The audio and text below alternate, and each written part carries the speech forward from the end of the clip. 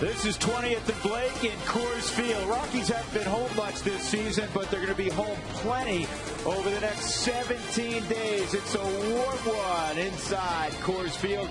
The Rockies at 29 and 27 open up a 4-game series with the Houston Astros, and after that, the Toronto Blue Jays come a-calling. Hi once again, everybody. Good evening with Jeff Houston. I'm Drew Goodman. The Rockies got a nice win from that fellow Ubaldo Jimenez yesterday, 3-2 to salvage one ball game down in Phoenix, and now they get ready for the Astros. A team struggling most of this year. However, of late, they've played pretty good baseball. Well, they have. They're 5-2 on their last homestand, and I guess when the weather heats up in Houston, so do the bats of the Houston Astros. Hunter Pence in the last 14 games hitting .370. Lance Berkman, 500 in his last 24 at-bats. And then, of course, the big horse, Carlos Lee, doing what he does, driving in runs, 3 home runs, and also hitting at a 500 clip. So their offense has finally started to heat up a little bit, and you need that kind of production. If you expect your ball club to contend, you need your 3, 4, and 5 hitters to hit. That's what's starting to happen for the Astros. And that's what needs to happen, honestly, for the Colorado Rockies. Troy Tulowitzki is hitting. They need complementary pieces also to chip in. The good news is the Rockies, as you know, hit a whole lot better at home than they typically do out on the road. More on that when we come back.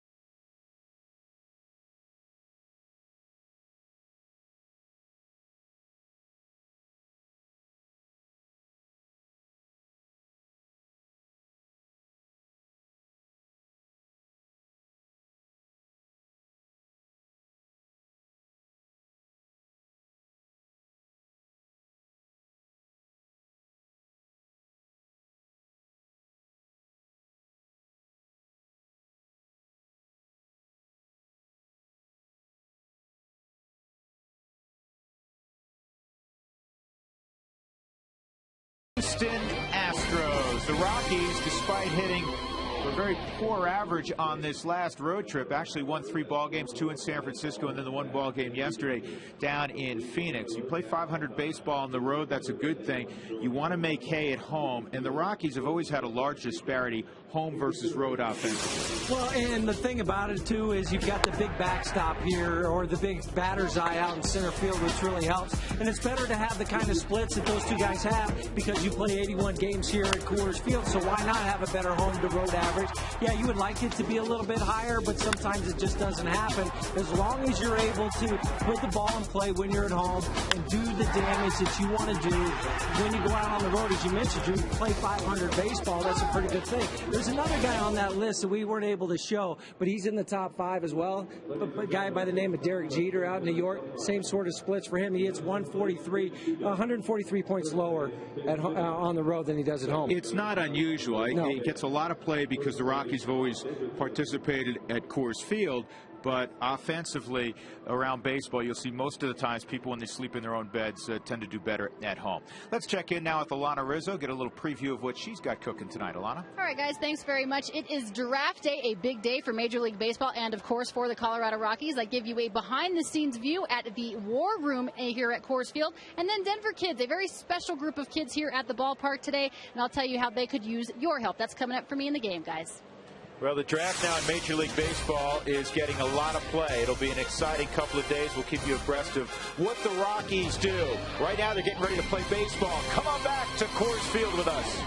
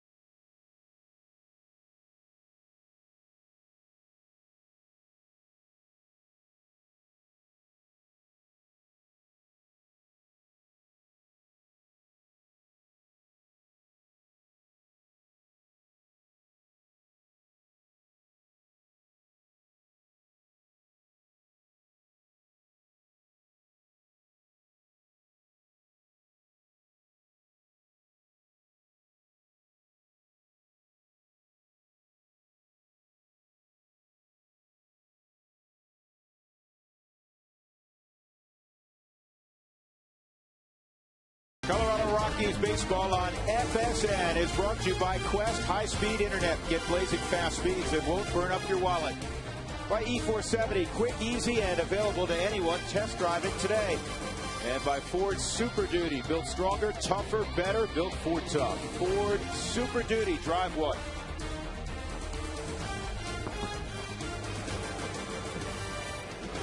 Well, the Rockies used to the heat after spending the last few days down in Phoenix. The high temperature yesterday in the desert was 110. I'll tell you what, during batting practice today, it was smoking hot. You're from Arizona originally.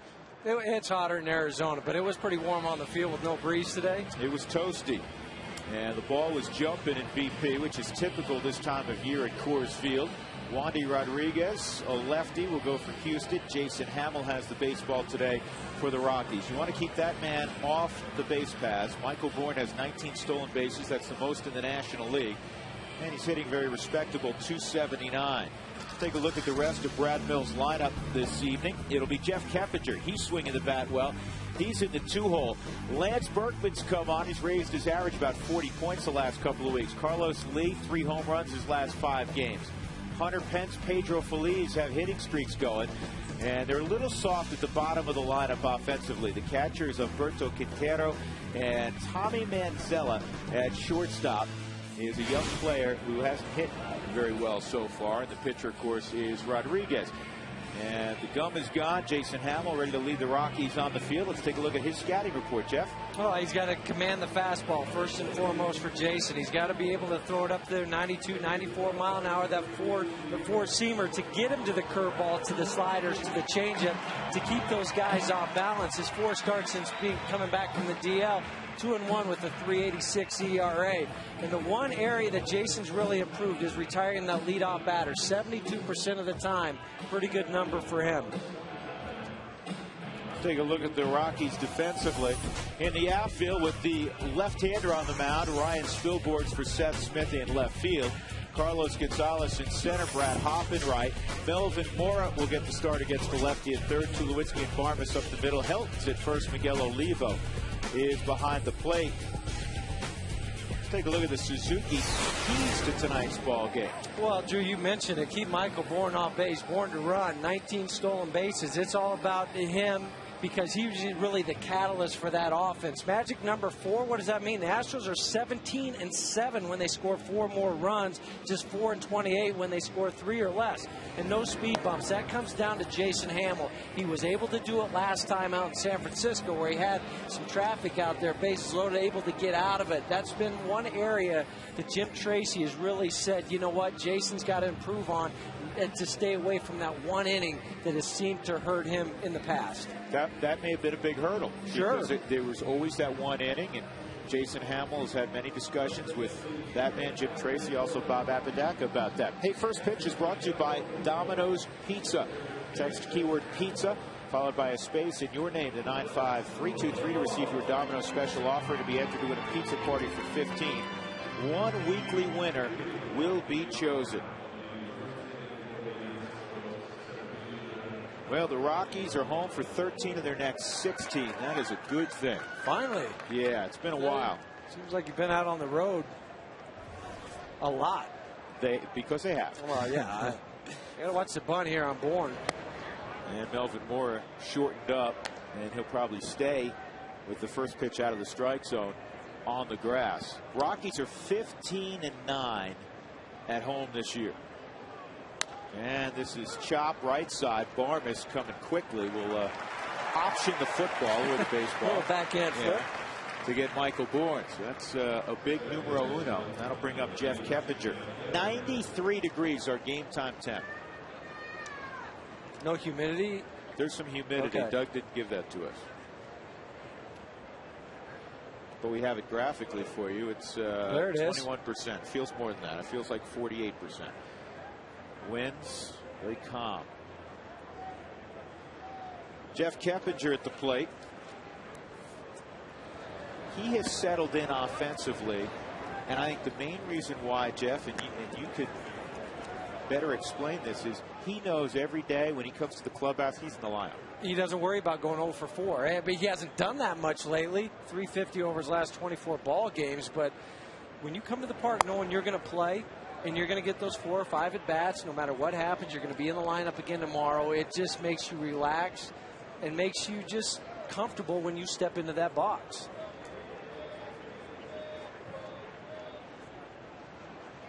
He's got an 8-game hitting streak. Another thing for Keppinger, too, is he just doesn't strike out. Only 10 strikeouts and 192 at bats. And the 2-1 is inside. 3 balls and a strike.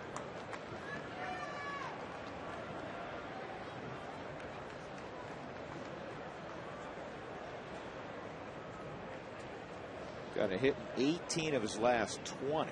Hitting 365 during that period. That's getting it done. And that's not close. Jason Hamill, who does not walk many, walks Keppinger. So with 1 out, that'll bring up Lance Berkman.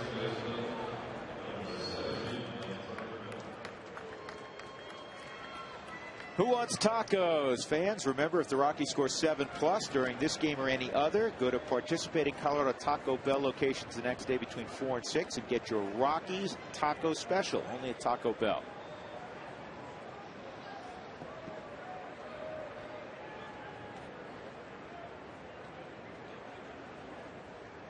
Lance Berkman hitting .500 in the month of June.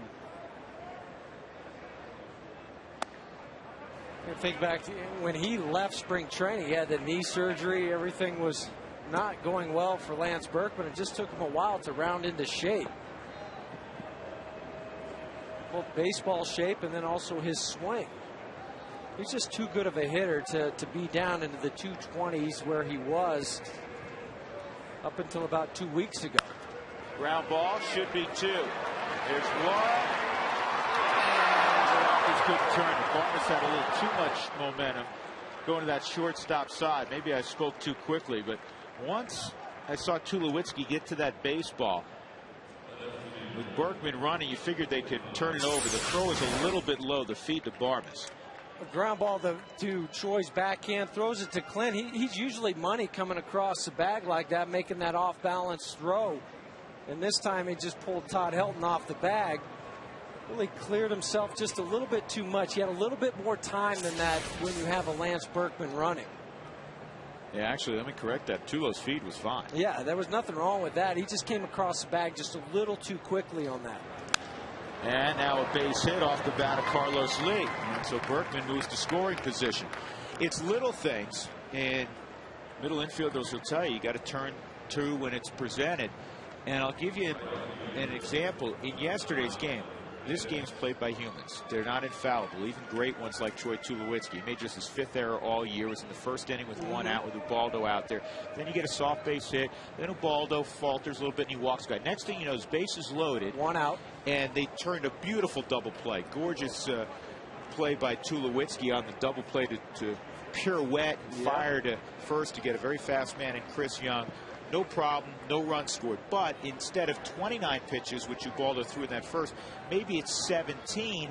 And then if you move ahead to the 8th inning, it plays out a little differently. Yeah, because he doesn't get tired. He doesn't walk a guy. He doesn't give up the home run like he did. So all of a sudden, having a little bit left in the tank in the 8th inning, you use some of that up in the 1st inning.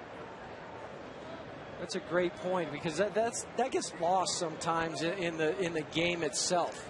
Little plays that happen, and right here's a prime example, because now Jason, no matter what happens here, has had to throw 2 or 3, maybe 4 more pitches than he needed to.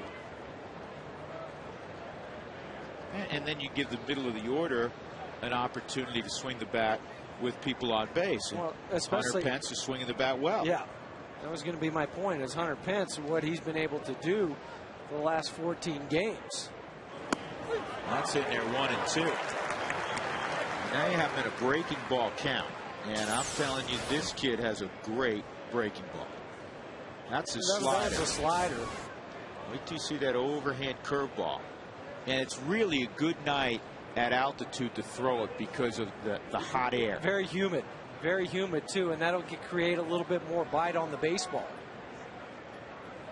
Pence can run, though. If he chops one, he could beat it out.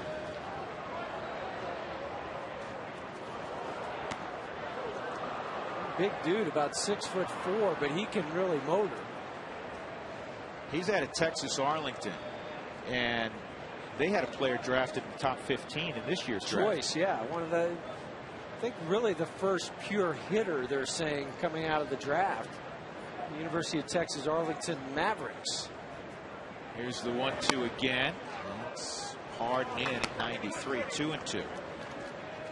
Pence a .352 career average against the Rockies. Who was the last guy you saw choke up that much, Drew? Felix Mian. No, no, but I'm serious. Not a lot of guys, and he has pop too. Yeah, I mean, he's a good 2 or 3 inches off the knob. Breaking ball on the ground to third. Mora's got to get to his feet, and he's going to get Carlos Lee. Nice job by Melvin Mora, showing a little bit of range. And Hamill is out of it. There was a hit and a walk. 2 men left. Rockies on offense when we come back.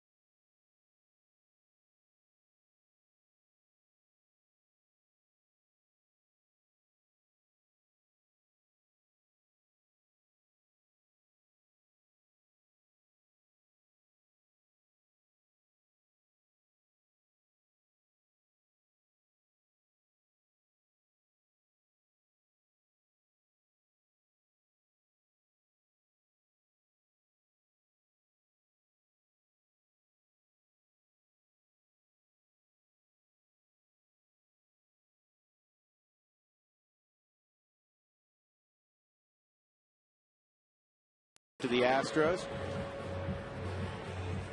Carlos Gonzalez will lead things off. He had a couple hits yesterday, a couple hits on Saturday as well. Drove in the first 2 runs of the ball game yesterday. He'll be followed by Ryan Spilborghs, then Tulowitzki, Brad Hopp batting cleanup, Miguel Olivo in the 5-hole. Todd Helton, as he was yesterday, back in the 6th spot. First time since 1999. Then Melvin Mora, Clint Barmas, and Jason Hamill.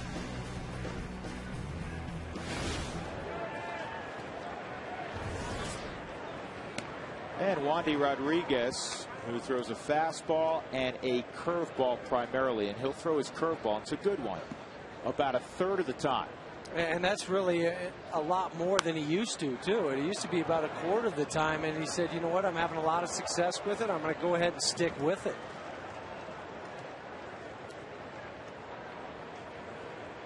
Righty lefty, it doesn't matter for Carlos So. He's been able to hit either one. High, 2-1. I thought Cargo yesterday, Jeff, and you were watching the ball game back here in Denver, really made a great adjustment his third at bat. They kept elevating the fastball, struck him out twice. They tried to do it a third time, and he lined a single to left field with runners at second and third. Drove in 2 runs. I mean, that was a big part of the ball game right there. 0-0 ball game. He stayed away, hit it away. They've tried to pitch him away later on. Another single. I mean, this is the improvement that this guy has made. He's not just a pole guy or not just an opposite field. He's a guy that will hit the ball where it's pitched. On the ground to second. Keppinger will throw out Carlos Gonzalez. Take a look at the scouting report on the 31-year-old Wandy Rodriguez. Yeah, from the Dominican Republic. Fastball pretty straight. It averages about 89 to 90. He will touch 92, but there's not a whole lot of movement. It's the big break on the curveball that he likes to throw to both righties and to lefties. And the changeup's not a straight changeup. It's not one that'll fade away from a lefty. It'll just kind of go down.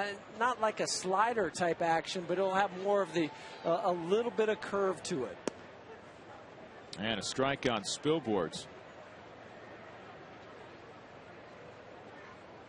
Wandy Rodriguez has always had to be an overachiever. He's a diminutive guy. Given some opportunities, certainly because he throws left-handed. But he's had a lot of success. And you know what? He's had a lot of success. That was a changeup, by the way. He's had a lot of success right here at Coors Field. He's not afraid. 4-2 all-time against the Rockies. At Coors Field, he has a .355 ERA at 5 starts. Yeah, 3-1 record too to go along with it. Some guys, when you're not a drafted guy like Wandy Rodriguez, of course he's from the Dominican Republic, so he's not part of the draft that's going on as we speak right now. But things like this don't bother you because you know what, he had to fight his way just to make it to the big league level, and now he says, so what, Coors Field, Minute Maid Park to me is a harder park to pitch in than Coors Field. Yeah, and you know what, it's smaller, more home runs there, especially to left field. Sure, there. With the Crawford boxes. Absolutely. Wandy last year went 14-12. He was talking about it. 3.02 ERA, and again, pitching where he calls home. Just a terrific year. And he misses there, ball 4. So Spilborghs goes to first. And with 1 out, Tulowitzki will come up.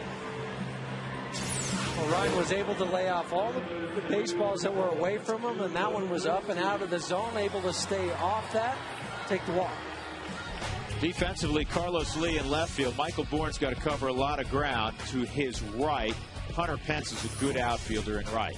Pedro Feliz, very soft hands at third. Mansell and Keppinger up the middle. Lance Berkman at first. And Quintero is behind the plate. So here's Tulowitzki. Tulo hit his 8th home run of the season yesterday to make it 3-0. That ended up being the difference in the ball game, the winning margin for Ubaldo Jimenez. Tulo's 7 home runs over his last 17 ball games. What I liked about that too, Drew, is to right center field. It wasn't a pole ball that he stayed on it and hit it that way. Tulo with the 7 home runs over the last 17 days, tied with Corey Hart for the most home runs in that time frame in the National League.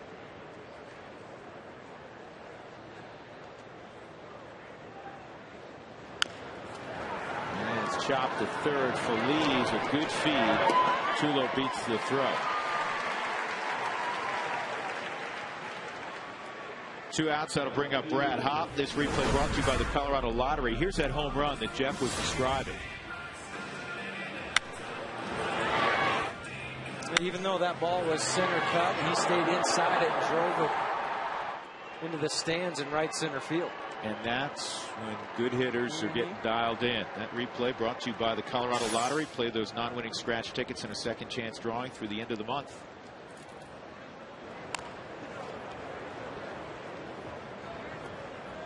Brad, like a lot of the Rockies regulars, struggled on that road trip, just 3 for 21.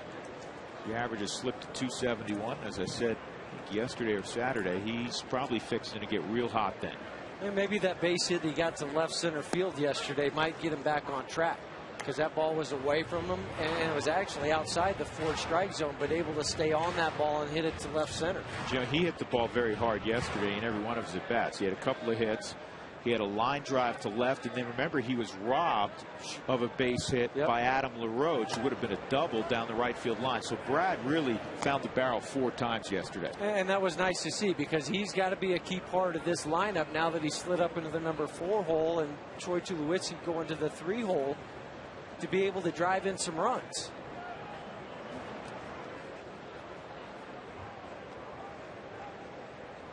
Wandy Rodriguez is a very difficult guy to try to read if you're thinking of trying to steal a base. If you're Troy or anybody else, it's over at first, because he doesn't give you the same look. There's really no pattern as far as what he does. And Brad gets underneath this. Michael Bourne in left center field. Michael moved about 30 yards. Carlos Lee moved about 3 steps. Said, "You got it." That's all for the Rockies. We'll go to the second. No score.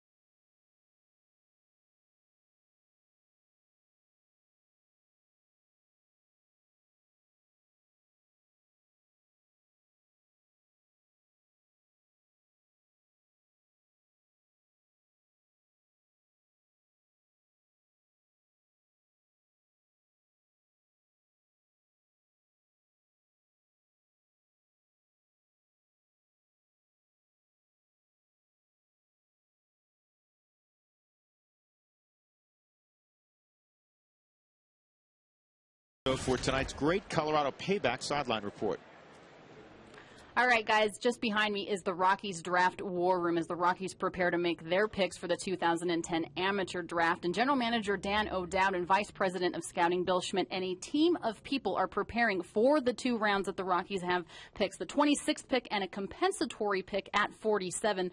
Now, the Rockies have been very successful over the years, not just filling holes with their amateur draft picks, but going after the best athletes available at the time. And, guys, after tonight, this very war room will continue to be busy for the next 2 days as rounds 2 through 50 continue through Wednesday.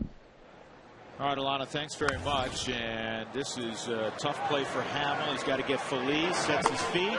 Nope. Close play.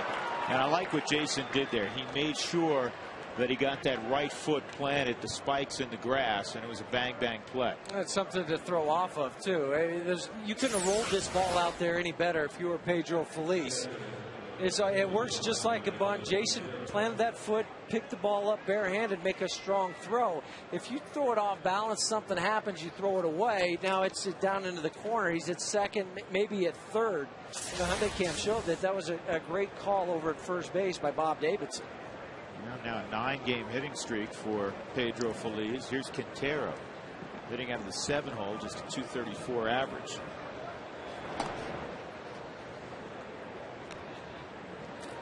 You know, Billy Schmidt and his guys will be very busy, Dan O'Dowd, over the next couple of days. The draft now for television, the first round tonight, there's 5 minutes between picks. Not that that's a real long period of time, but you've been in that room before when you were with the Cubs, and when it starts getting beyond, you know, the other 49 rounds after the compensatory picks, it flies, doesn't it? Rapid fire, right? You don't have the 5 minutes in between. I think it's neat, though, that the exposure now the draft's getting for baseball compared to what it used to be.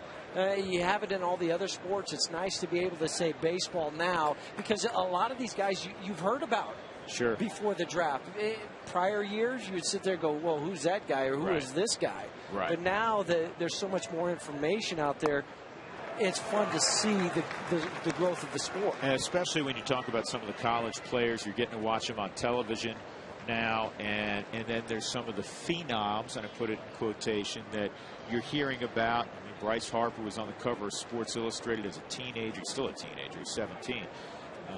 And people knew about him even before he got his GED and went to Southern Nevada, junior college. Here's the 0-2, and this is slowly hit the help, and he's got one play, and safe there.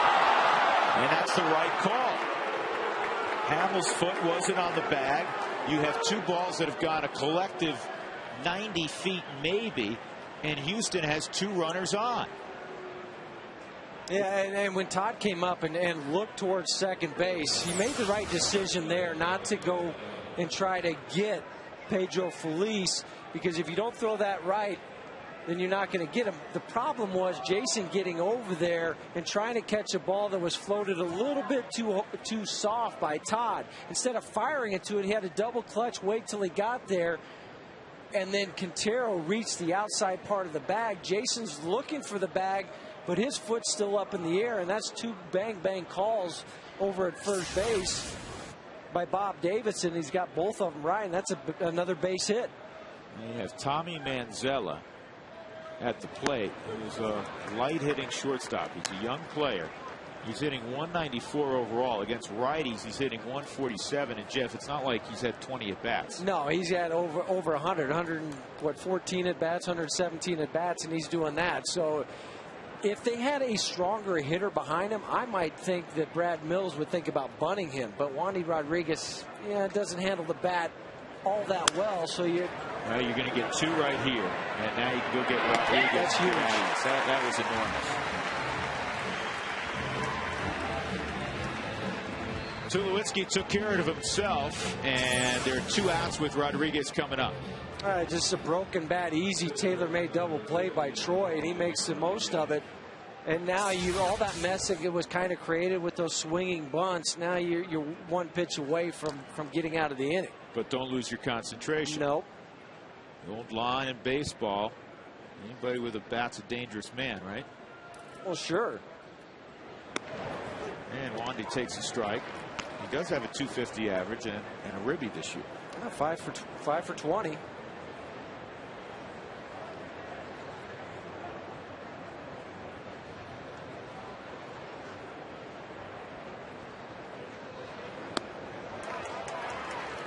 Something along those lines would work well. I don't think Wandy was a switch hitter, but he's wearing a helmet that looks like he's a switch hitter. That's what I'm checking. He is a switch hitter. Okay. Well, we've only seen him hit from the left side, so. Well, you know what? He hits three ways. He hits lefty, righty, and seldom. Had to run it. Middle of two, no score.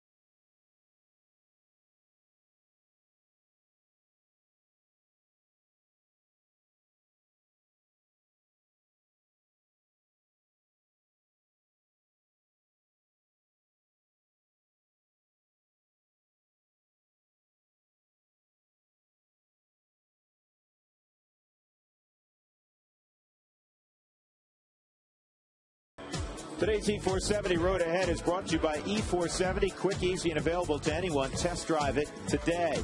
Astros are in for 4 ball games. They took 2 of 3 from the Rockies down in Houston a few weeks ago. And then the Toronto Blue Jays, Cito Gaston, will be here over the weekend. Monday's an off day for the Rockies. And then they'll go to Minneapolis to take on Joe Mauer, Justin Morneau, and the Twins. Look at that. Miguel Olivo with a base hit here at Coors Field. That's shocking, isn't it? What do you know?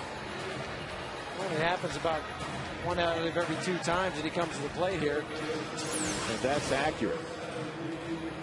Fastball to cut back over and misses location. Miguel pulls it into the hole between short and third. He just has that confidence when he walks to the plate. And you know what? Even out on the road now, since May 12th, he's hitting over 300. So it's not like it's all been done here. He's been fabulous. I mean, he has been everything Dan O'Dowd could have hoped for and then some. My only question is, what was Kansas City thinking? I don't understand why he's been in 6 organizations. I've asked a lot of people that. He's a great kid. He's an unbelievably hard worker. He cares. He's a tremendous teammate. He's got a lot of pop, as we all know. He throws exceptionally well. He had to clean up some of his catching things, but it's not like he didn't care. No, he was at the facility in Tucson. You know this, Huey, before sunrise every day. And it's not like this was the first year that happened. I mean, he had been doing it before, so that it just is kind of a head scratcher. Ask Zach Greinke what he thinks of him as a receiver. Elton pops this one up. And Wandy Rodriguez is going to get him out, which is unusual because Todd's 11 for 22 against Rodriguez. 1 out, and that'll bring up Melvin Mora.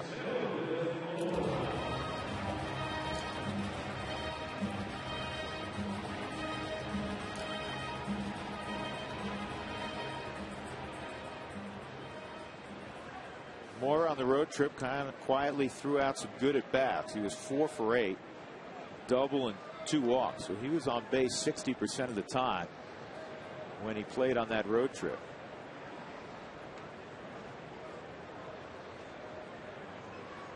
Third start at third base in his last 7 ball games. Well, the bat's starting to come around a little bit for Melvin.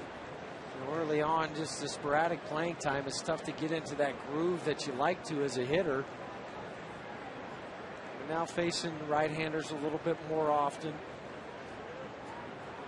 And though we haven't double switches. Yeah, and though we haven't seen it yet, Jeff, he's still got some pop in that bat.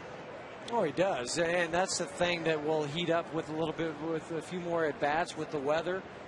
All of that, we saw some of it during batting practice today. In his first couple rounds, he goes to right field primarily, and then he does pull the ball in the last couple rounds. 1-1. Tim Cheetah's our home plate umpire. Bob Davidson's already had a couple of close calls at first. Tim Timmons is at third base, and Alfonso Marquez is at second. Here's Bob.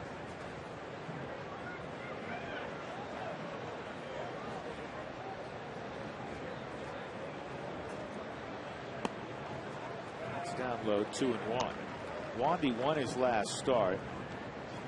He beat Washington 5-1, but in 5 innings, he had a lot of deep pitch counts because he threw 115 pitches. Well, Wandy hasn't won consecutive starts since he won 4 straight last year, July 2nd through the 21st. He pitches out of the 2 spot in the rotation for Houston. Roy Oswalt obviously is number 1.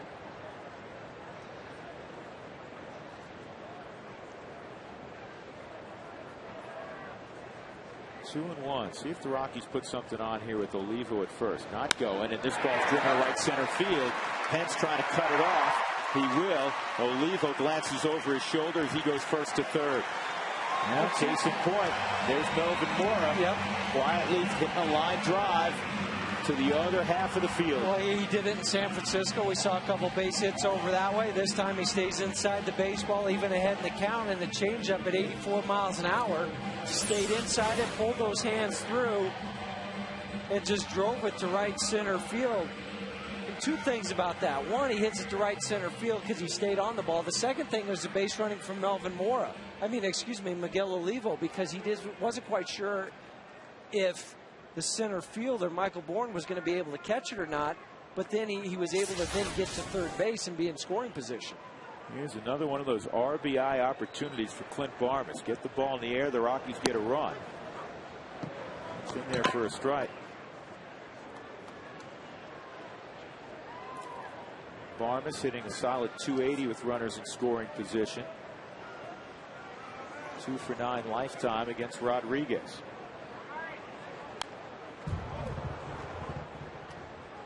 He got a pitch up and away, and he was trying to hit a fly ball to right field with that swing. Well, even Hunter Pence out in right field probably has the best arm out of anybody out there. Michael Bourne would be second. Of course, Carlos Lee out in left, not much of an arm, below average, but is accurate. But Clint's approach there with that ball, it was up. He was going to stay through the center part of the field. He wasn't going to pull that back foot out. He was going to stay in there and try to hit the sac fly. And this is pulled down the line, and it's got a little too much hook on it.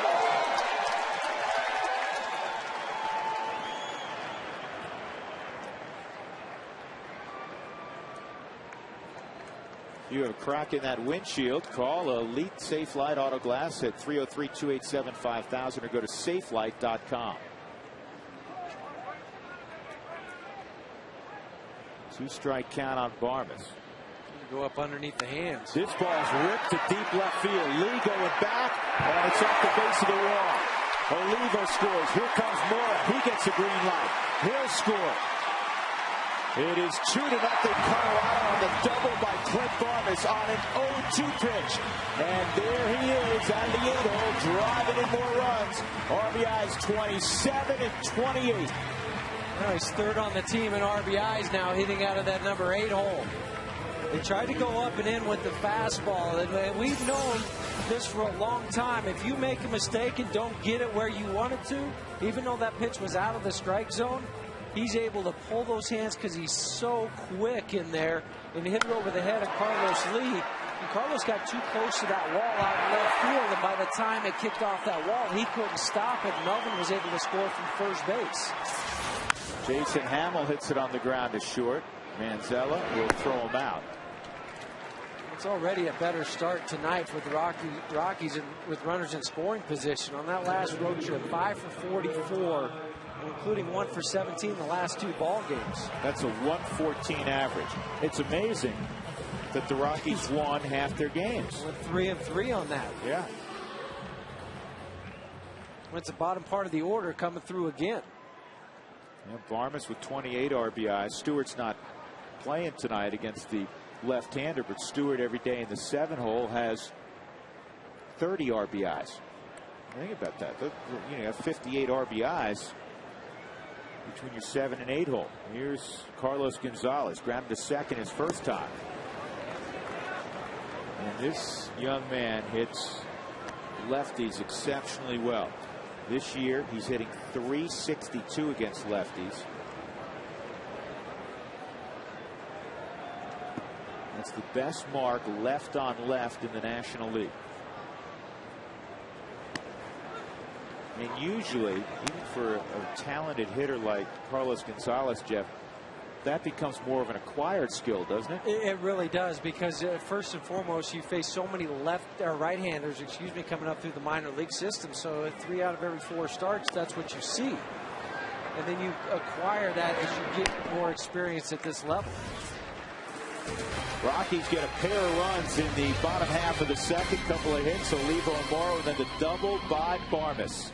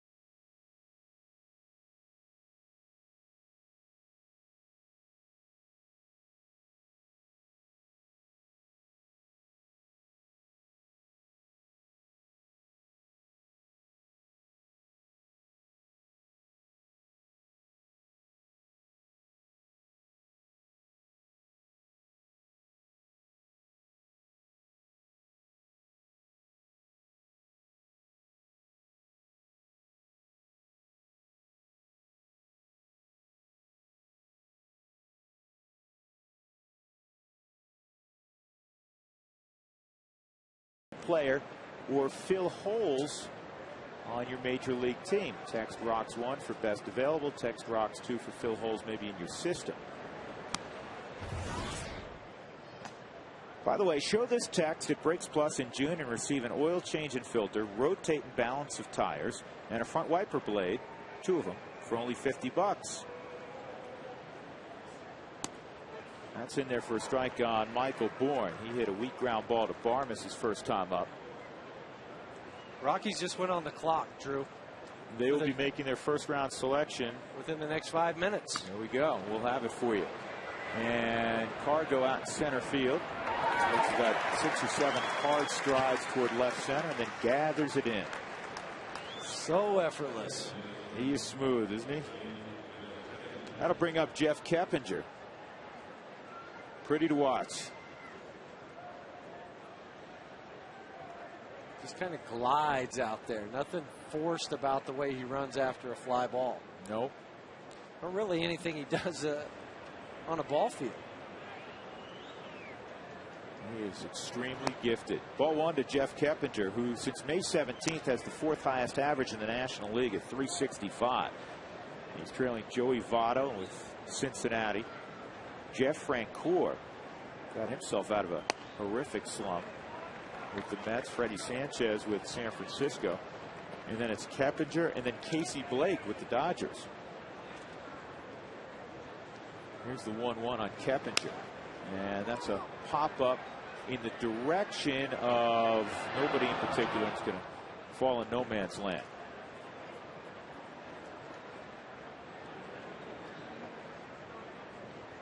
So a 1-2 count on Keppinger. Chill out this summer with a $1 frozen Coke or a $1 frozen cherry drink from Burger King.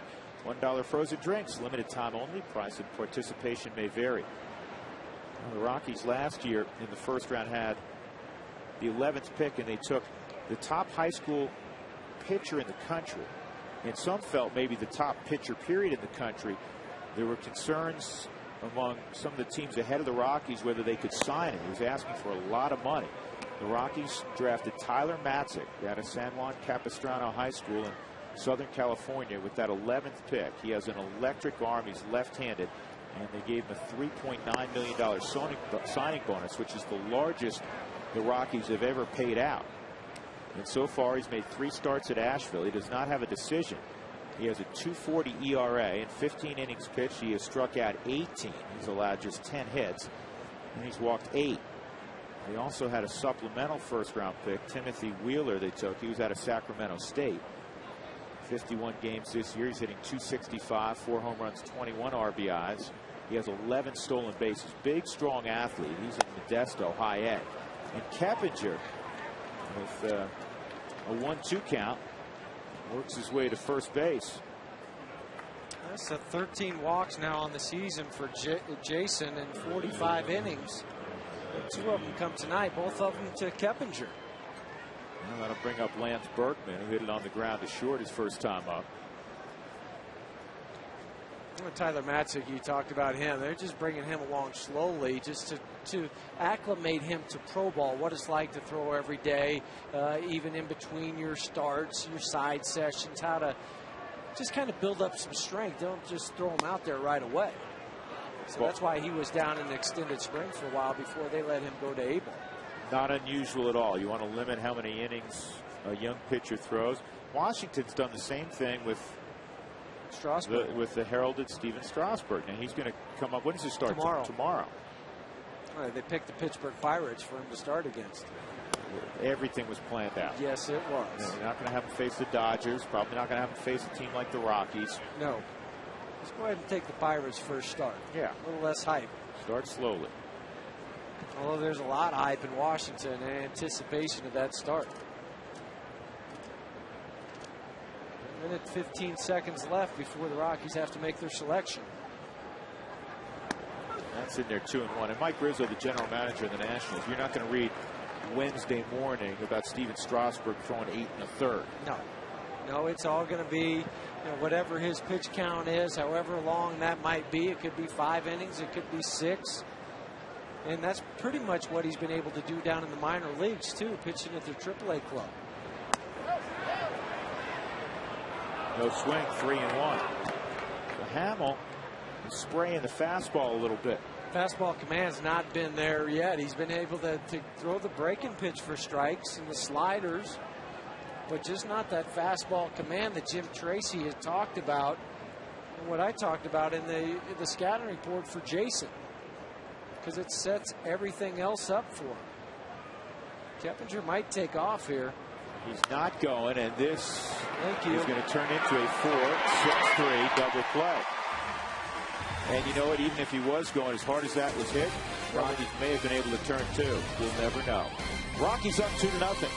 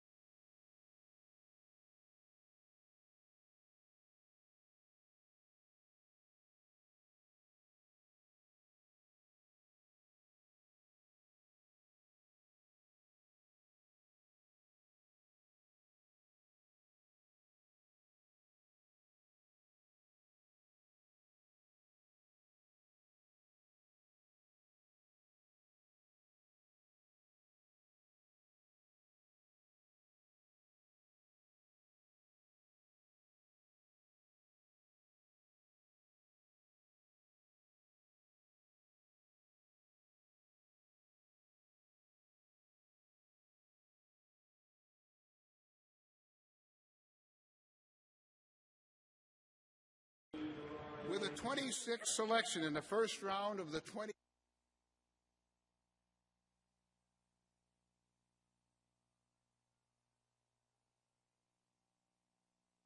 With a 26th selection in the first round of the 2010 first-year player draft, the Colorado Rockies select Kyle Parker, a right fielder from Clemson University, Clemson, South Carolina. The Philadelphia Phillies have the next one. Well, this was a guy that the Rockies liked quite a bit. And they didn't know, honestly, folks, if he was still going to be there. Now, Billy Schmidt, who runs the draft for the Rockies, is going to join us in a little bit. Spilborghs hits a line drive, then it's over Hunter Pence's head. Spilborghs digging for second, and Ryan has himself a leadoff double here in the third inning. Pick up the thought on the Rockies' #1 right after this replay of the double. Hunter Pence just misjudged this. He didn't realize how far balls were traveling during batting practice and how much power that Ryan Spilborghs has at the opposite field, because he's froze for a minute thinking he had a beat on it, but he didn't, and Ryan did the right thing, digging hard for second base, cut that bag perfectly, and has a leadoff double. That'll bring up Troy Tulowitzki. He was a #1 pick a few years ago. And what a dandy. Out of Long Beach State, the 7th player drafted in the 05 draft.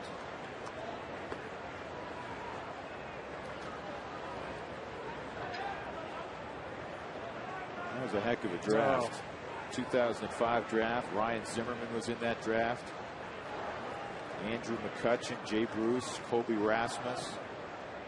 Colby was just named National League Player of the Week today.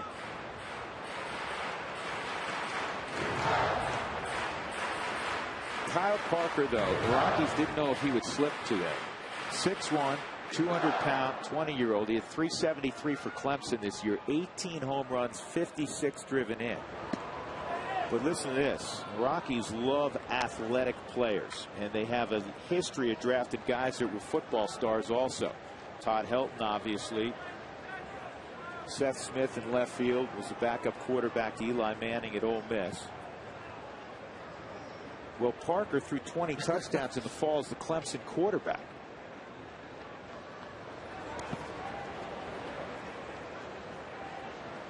Rockies lineup tonight. Todd Helton was a #1 pick in '95. Clint Barmas, 10th round, a great draft for the Rockies in 2000, because in that draft they got Clint in the 10th round, Brad Hopp in the 11th, and Garrett Atkins in the 5th. Ryan Spilborghs at UCSB in the 7th round in '02, and Tulowitzki in '05, #1. That's where all the scouts come into play, because they put in those long hours. They're the ones that are out scouting these guys. This is a swinging bunt, and it's going to go foul. So Troy will get another opportunity with Ryan Spilborghs at second base. I asked Troy earlier if there were any Long Beach State players going to go in the first couple of rounds, and naturally there's another shortstop there. Shocking, isn't it? Yeah, I mean, they've had a bunch. Evan Longoria originally went there as a shortstop. Bobby Crosby went there as a shortstop. Here's the bio on him.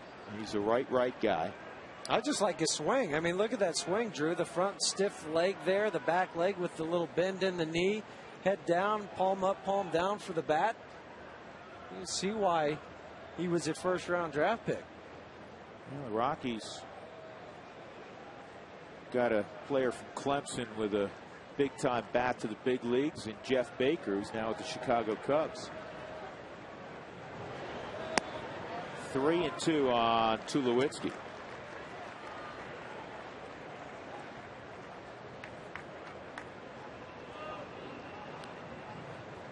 We're going to talk a lot about the draft the next couple of days. I want to update you on a couple other selections. The Rockies had 4 picks last year, fairly early on. With the 34th pick, they took Rex Brothers, a left-handed relief pitcher.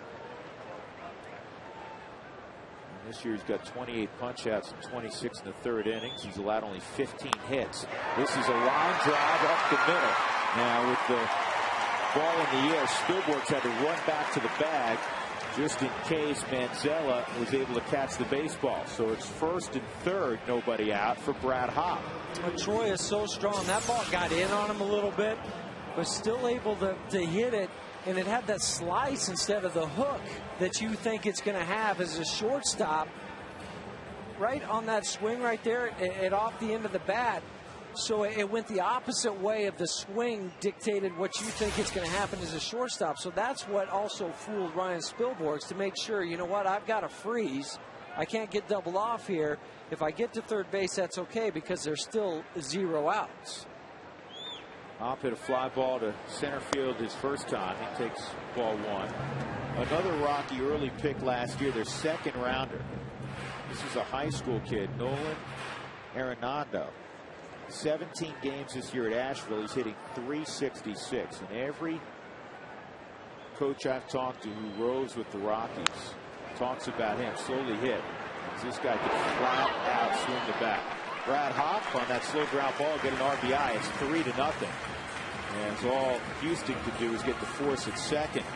I just remember Nolan last year, after they were drafted, the Rockies drafted him, came and took batting practice here. And it was fun to watch him just swing the bat. And you can understand why his numbers are what they are in Asheville.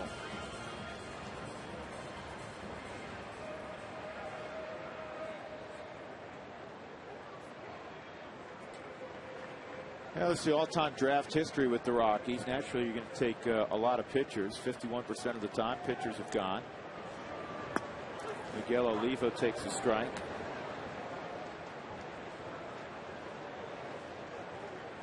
'82 catchers selected over the years.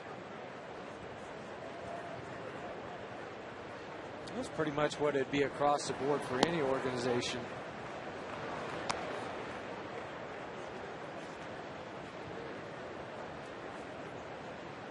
Yeah, the Rockies for a while would take college players primarily early in the draft, and they've last year obviously took a high school player, #1 in Matson.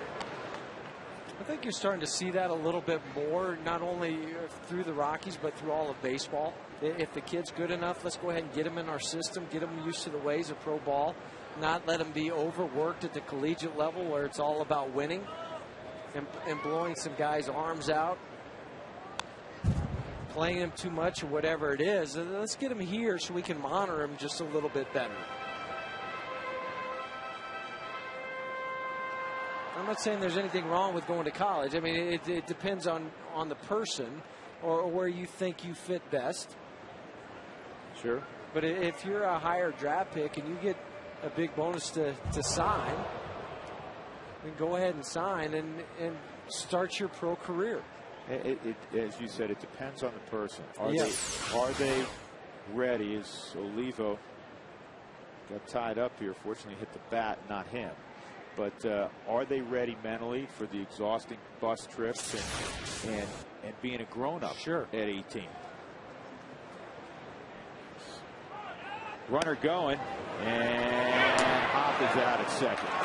Well, Brad got a stolen base yesterday, and they tried to catch Wandy Rodriguez and Quintero by surprise. Didn't work out. Now Quintero's now thrown out 13 out of 34 base runners for a clip over 36%. They went first movement, throw right on the money. Keppinger is able to apply the tag right on the ankle of Brad Hop before he gets to the bag.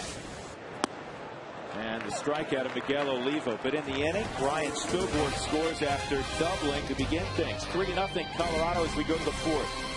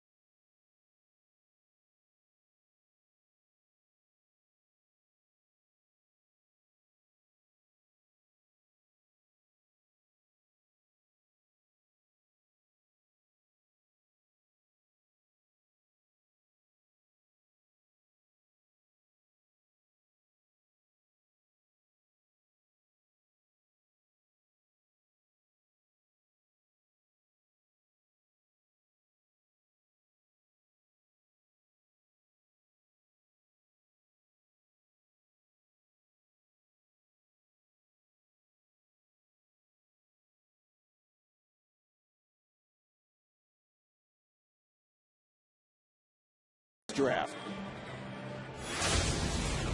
I actually, before I came to the field today about noon, I went up there, checked it all out. They had the rankings of all the players, top 100, guys that they like, guys that they've already eliminated. It was cool.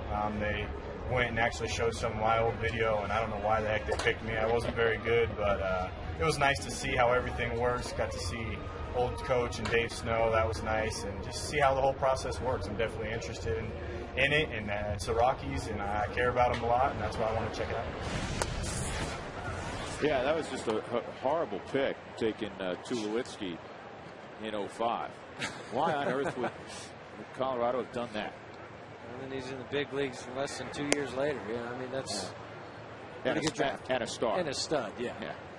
No, that war room is a neat thing. And you mentioned it earlier, Drew. I was fortunate when I was with the Cubs to be able to be in there and watch the whole process, the way it evolves. And it starts really about a week before, where they start lining up the names and bring all the scouts in, the national cross checkers, and lining the board up. Who do you think will go where and how and all that other stuff. And then you just start basically pulling the names off the board once they're drafted. 3-1 on Carlos Lee, and he hits it on the ground to Tulowitzki. He stayed with a tough hop there. A lot of topspin on that one. Hit hard right at it, but able to stay down underneath it.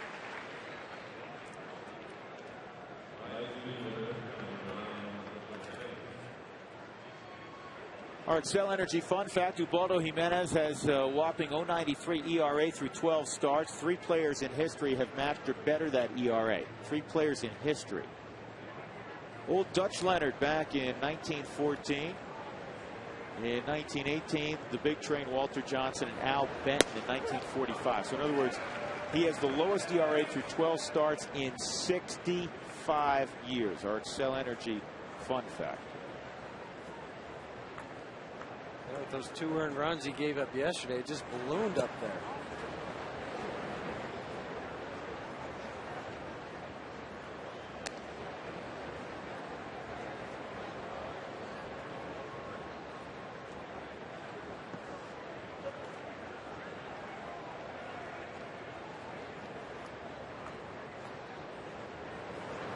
Hunter Pence fouls it off.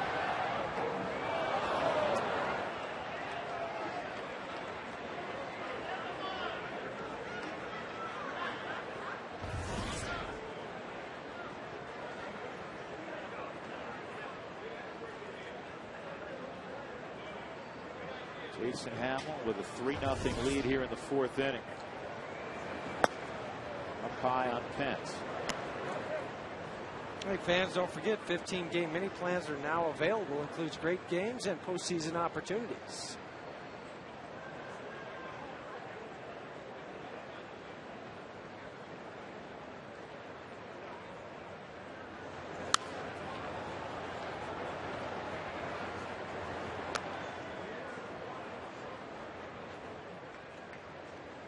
Already talked about the way Hunter Pence chokes up on the bat, but he also goes with just one batting glove. You don't see that too often anymore. I'm trying to think the last guy that just went with one glove. Tulo deep in the hole. Look at this play. Stopped it. Stopped it. What a play by Tulowitzki. And Todd Helton on the back end of that. Yep. He was battling the sun. That's why he had those flip-down sunglasses on over at first base. But Troy read this play as good as you could read it, because watch where he catches the ball on the shortstops or in the hole, and then Todd fighting that sun the whole way because that ball went right in there. Troy's already shaded over into the hole because he knew what pitch was coming. He looked into the signs and saw it. And then the strong off balance throw to Todd, and he catches it with that with the sunglasses down. Okay, yeah. When I'm down on the field, that's the same view I get when I'm right down there by first base behind Todd. Difference is you don't have to catch anything. Not anymore. Short center field, and Cargo will run it all the way to the dugout. 1, 2, 3 inning. Tulowitzki, another gem of a play on D. 3-0 Rockies.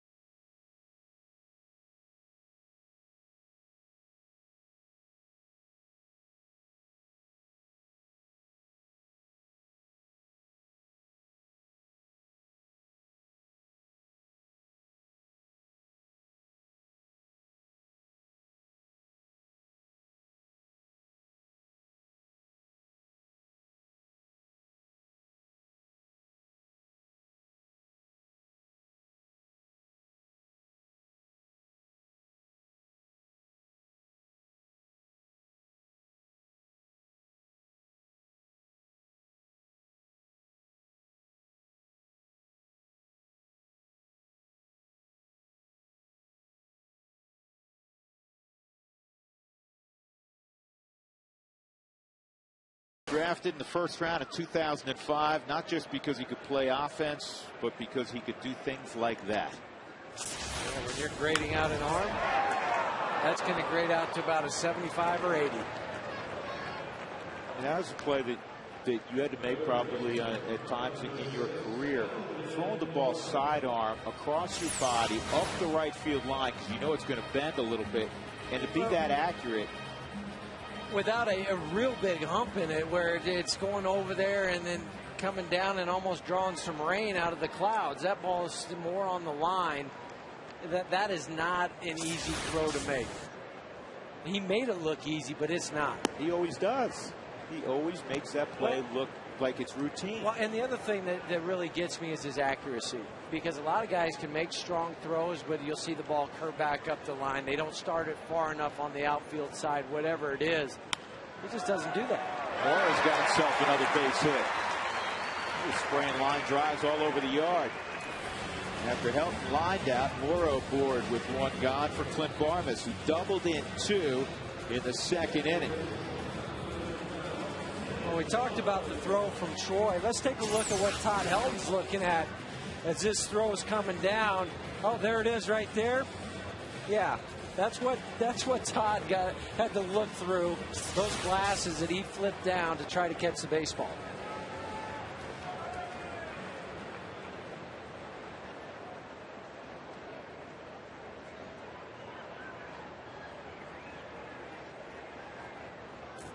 Barmas, that 2-run double. He's got 28 ribbies now. In there for a strike. There's the replay brought to you by the Colorado Lottery. He's behind 0-2. Rodriguez tried to beat him with a fastball up and in.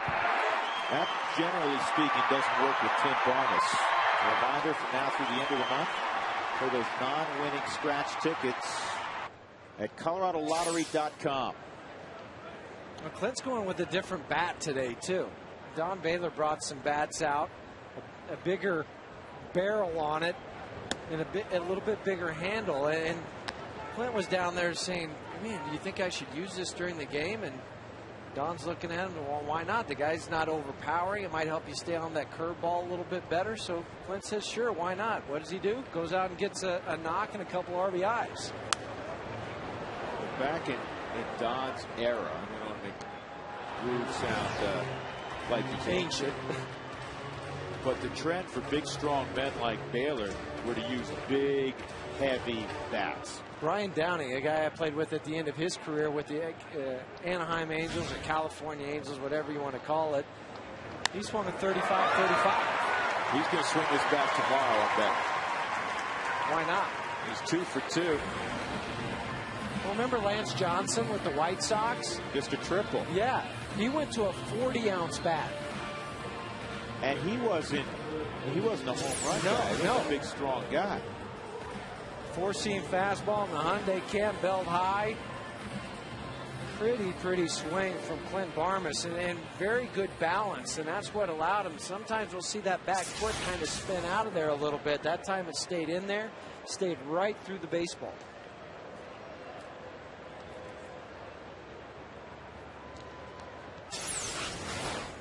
Another look, they try to go, but the ball comes like right in that area, and he's able to just drive it out into left center field.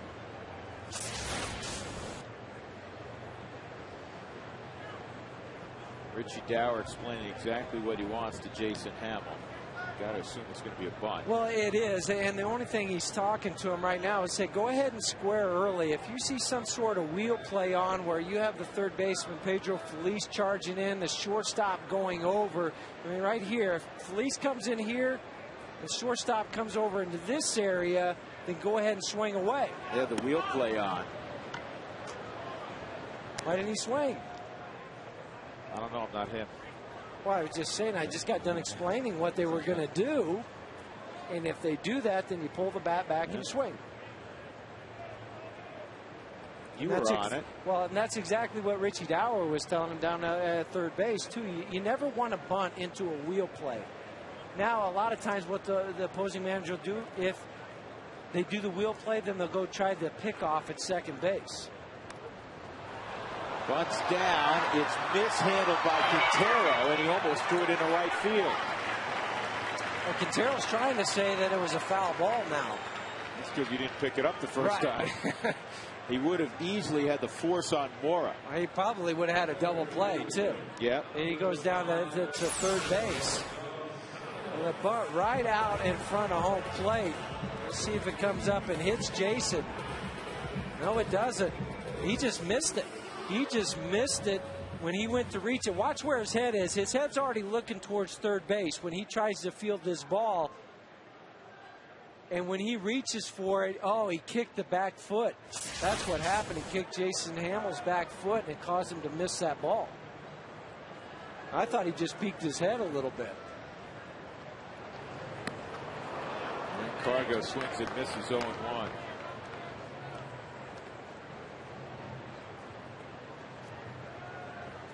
Jason's third sacrifice bunt on the year.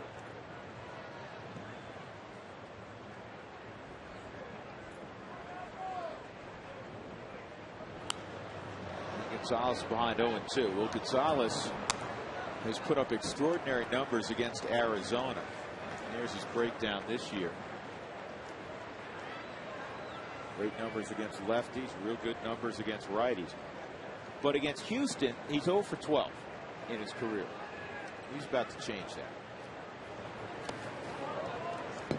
2 in scoring position, 1 and 2.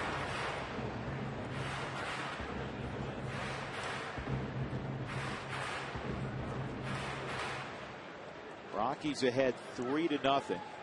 It's a hit here in the 4th inning. They have out-hit Houston 7-3.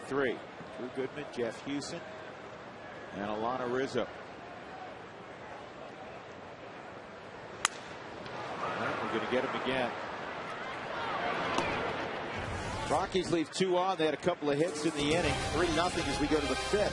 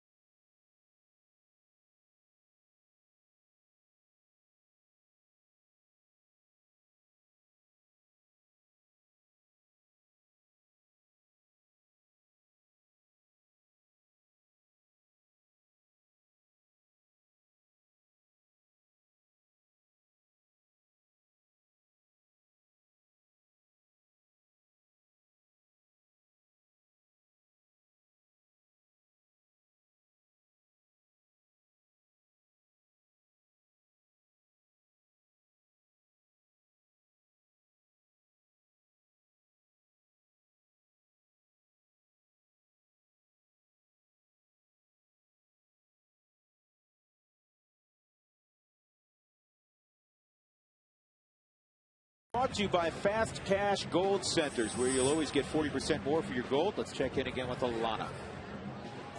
All right, guys, thanks once again. I'm outside the Rockies draft war room inside of Coors Field. Now that the Rockies have made their first pick, Dan O'Dowd, the general manager of the club, and vice president of scouting Bill Schmidt are preparing for their compensatory pick at number 47. Now, the Rockies received this compensatory pick for losing Jason Marquis to the Washington Nationals. The Rockies have been very successful over the years, not just filling holes with their amateur draft picks, but going after the best athletes available at the time.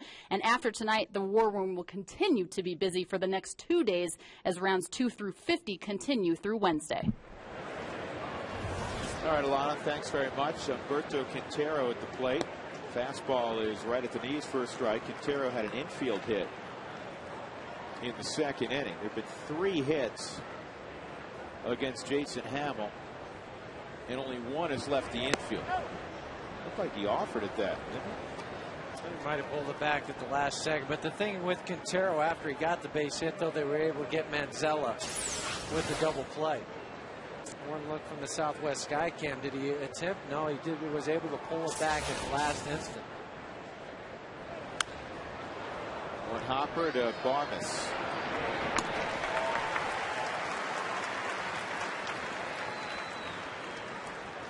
Well, the month of June, Houston's been hot offensively. They won 5 of 6 ball games. They're hitting .293 in June. That's second best average in the National League to the Cincinnati Reds. And did you see who's third on that list? San Diego Padres, .286. It's pretty scary the way they're pitching. San Diego's not going away. No, I had to change my vote on that too, because I thought, oh yeah, after the first month of the season, it's not going to last. They went to Philadelphia. They got a split because they won today 3-1. Well, it's the first two, and they won in 10 innings yesterday after Correa was knocked out early. 1-1. Let's take a look at the Houston coaching staff. There's Brad Mills. And Brad Mills has long Denver ties. I'll tell you about those in a moment. Or Colorado ties. Al Padrique is the bench coach. Brad Arnsberg is the pitching coach.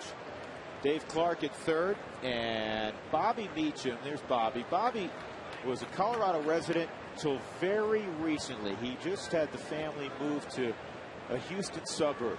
Good man, Bobby Meacham, former Yankee player and a good player. He was on Joe Girardi's staff for a while too.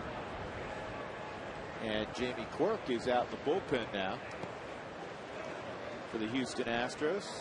Spent a year in broadcasting last year after leaving Colorado. Always good to catch up with Jamie.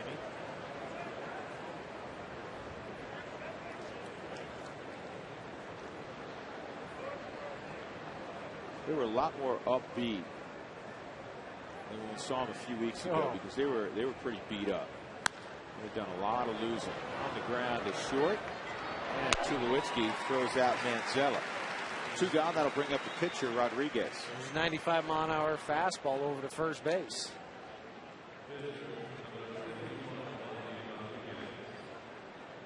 Yeah, Houston was. I mean, when we were in there last time, it was just kind of doom and gloom over there. But it's not. I mean, they played better, but they're still 11 games back in the National League Central. I mean, 22-35. You know, Huey, I like what Brad Mills said when we were down there a short while ago. He said, I'm not worried about winning streaks right now. In fact, do I want to win? Absolutely. But I'm worried about getting this team to play the game right fundamentally day in and day out. And then the wins will kind of take care of themselves. Bobby Rodriguez pokes a base hit down the left field line. Brad Mills has Colorado ties because for 4 years he managed in the Rockies system. He was the manager of the Sky Sox from '93 to '96 and '95. Mills' team won a Pacific Coast League championship, in fact. And as a player, he played in Denver when he was at the Montreal Expos on in a couple of seasons when he was back and forth between AAA and Montreal. He played at Mile High Stadium. A long-time bench coach for Terry Francona for the Boston Red Sox. So he's done his time.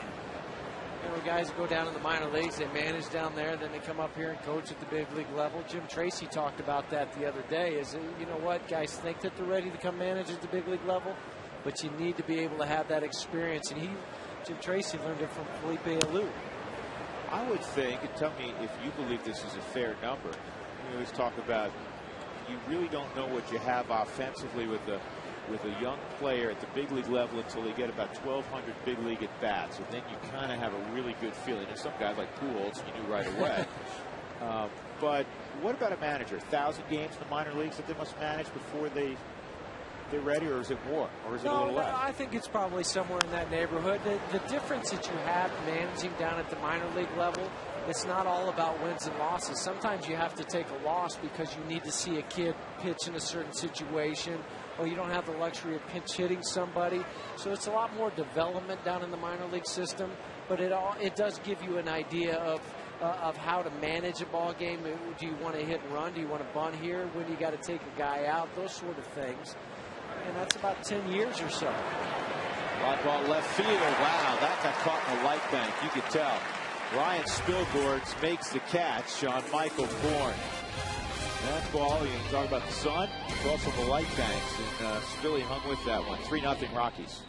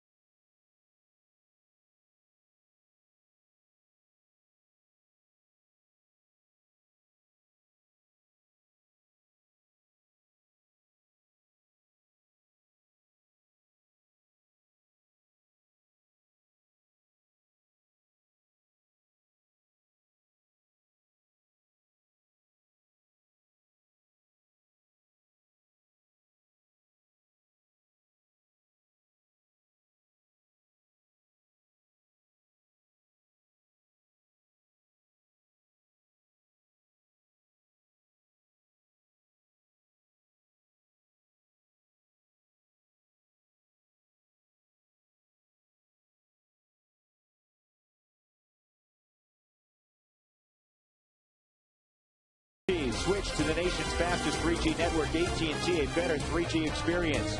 By Brakes Plus, a whole lot more. By Dex One, marketing solutions, business results. And by Yokohama Tire, technology drives better tires.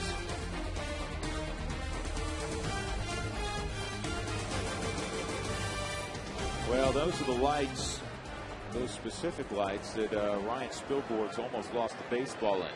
Fortunately, he did not, and he's at the plate for the third time here, leading off the bottom of the fifth. A walk and a double. And this will be a base hit. Had to draw it out. An infield hit for Spilborgh, so their infield hits and then their line shots off of the pitcher. It would have been a shame if he was out on this play because he hit the ball so hard, and if Wandy Rodriguez had not been left-handed and had his glove right there, that ball is being picked up by Michael Bourne out in center field. Instead, Tommy Manzello gets it on the run, flips it over to first base, and Ryan's able to beat it out and get a base hit. I mean, just a line drive that almost took the glove off of Wandy Rodriguez. Strong throw over to first base, but Billy was able to get down the line to get that base hit. Curveball, strike one on Troy Tulowitzki. Troy is 1 for 2. He had a single his last time up. 3-0 Colorado.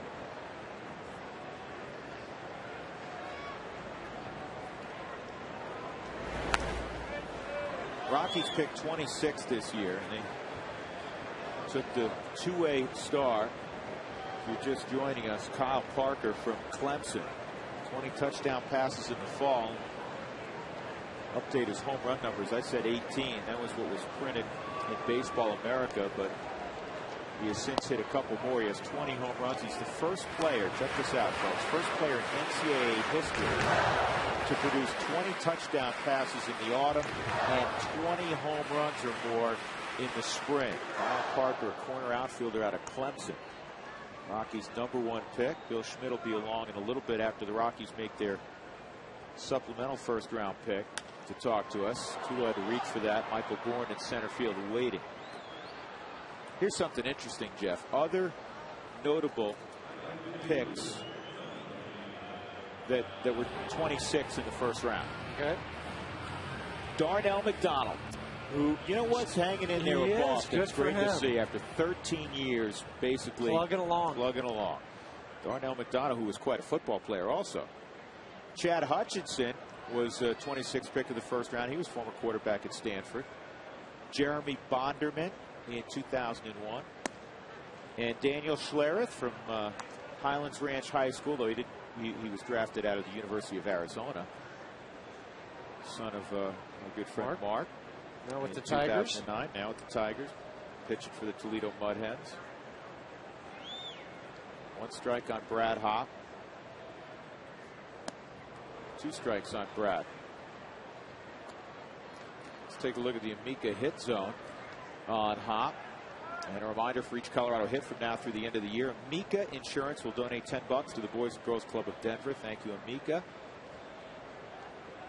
Well, those numbers will start to climb, especially that 194, 238, the ones away from him. He'll get those arms extended and start driving the ball to left field. Drive it out of the ballpark to left. I'm looking at some of these numbers or names very quickly. Probably the biggest name ever is the 26th pick of the first round. Alan Trammell back in 1976. He and Sweet Lou Whitaker together. And you said go to left field, didn't you? Were those your instructions? About 30 seconds ago. Well, and that's when Brad's at his best, when he's taking that ball that way and really driving it and hitting it there, and then he just reacts to the fastball or the breaking pitches that are into him instead of trying to pull everything or hook it, especially if they're going to throw you away.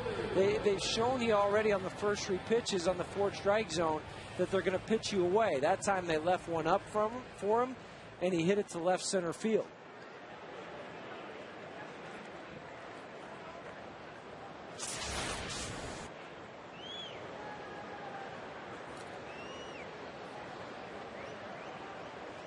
Here's Olivo. Up front a little bit. 0-1. All right, the Rockies' next pick is the 47th pick. Dougie did a little more research on famous selections, number 47 all time. And there are even bigger names here, believe it or not. Remember the Candy Man? John Candelaria. I played with him. Okay, did you? In Montreal at the end of his career. 1972. Outside. Tom Glavine, he won a few games, didn't he? Oh, just a few. 300 or so. Yeah, 1984. Another two-sport star. He was a great hockey goaltender. And here's a guy that could hit the ball just a little bit. Joey Bell.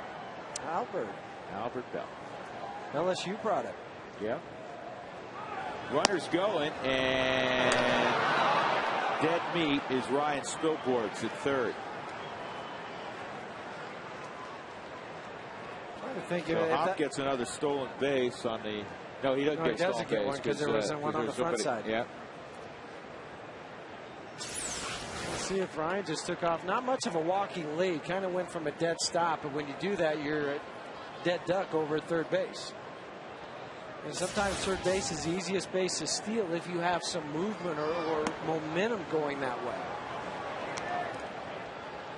Hop at second.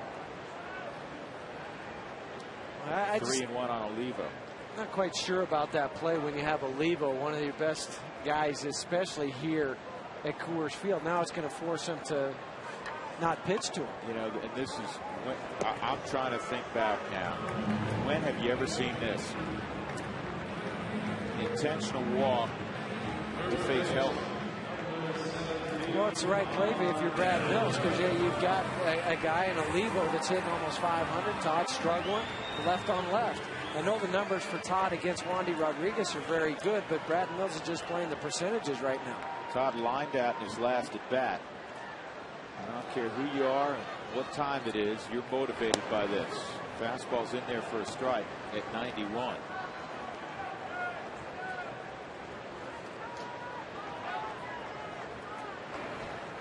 Casey Daigle was up, just recalled from Round Rock, their AAA ball club, up tossing because Wandy Rodriguez next pitch will be his 81st.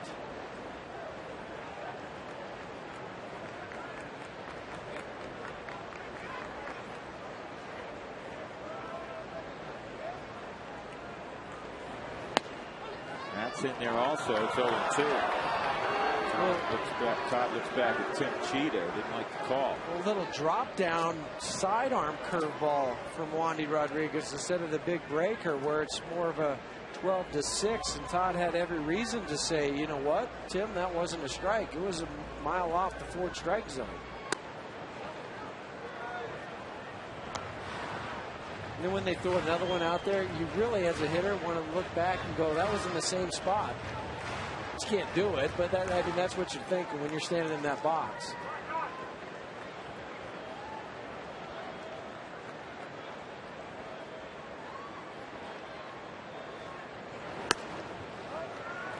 Yeah, that reminds me of the Bryce Harper story, the kid who went #1 in the draft this year.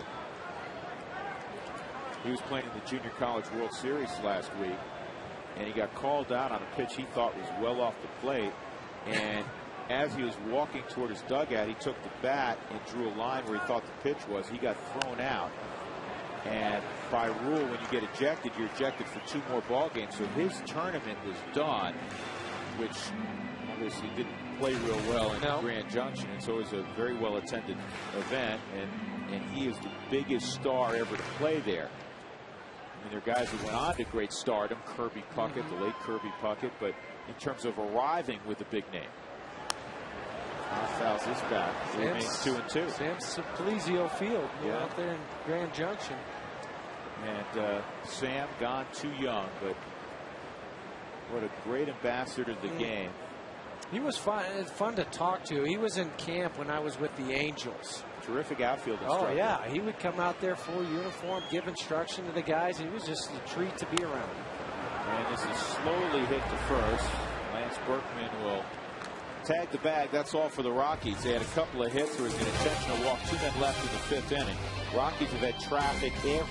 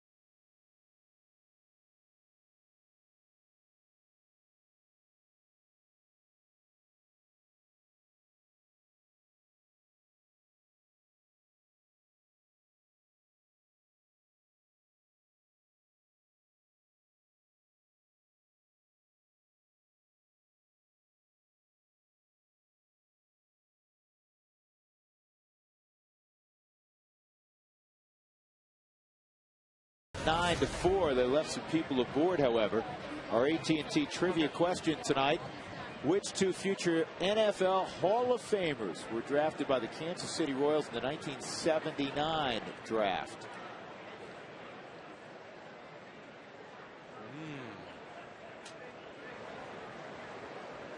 Jeff Keppinger, who's walked twice to face Jason Hamill, and he's not going to walk this time. That's 12 ground ball outs now for Jason Hamill. 3 flyouts, just 1 strikeout. You know, since he came off the disabled list, he said it also gave him a mental break, and he said, I need to be more aggressive. And he has been. He's 2-1 with a 3.86 ERA. And he also said, you know, I'm going to have a little more carefree attitude. Sometimes, you know, guys say they want to say the right thing, but he's been backing it up. And that's what you want to do. And nobody likes to go on the DL. It's not one of those places that it's fun. It's just a relaxing vacate, whatever it is, because there's always somebody that can come up and take your spot. And you have to look at it that way. But at the same time, things happen for a reason.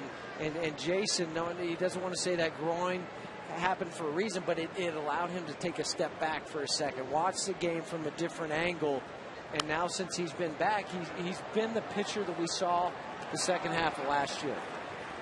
You know, we've described it for you guys in the past that in terms of typical number 5 starters and the stuff they have, Jason Hamill is more the kind of guy that would fall into a number 2 or 3 hole in a rotation just in terms of stuff. Well, if you grade all of them out, the fastball grades out. It averages about 92, which would be above average break and pitch.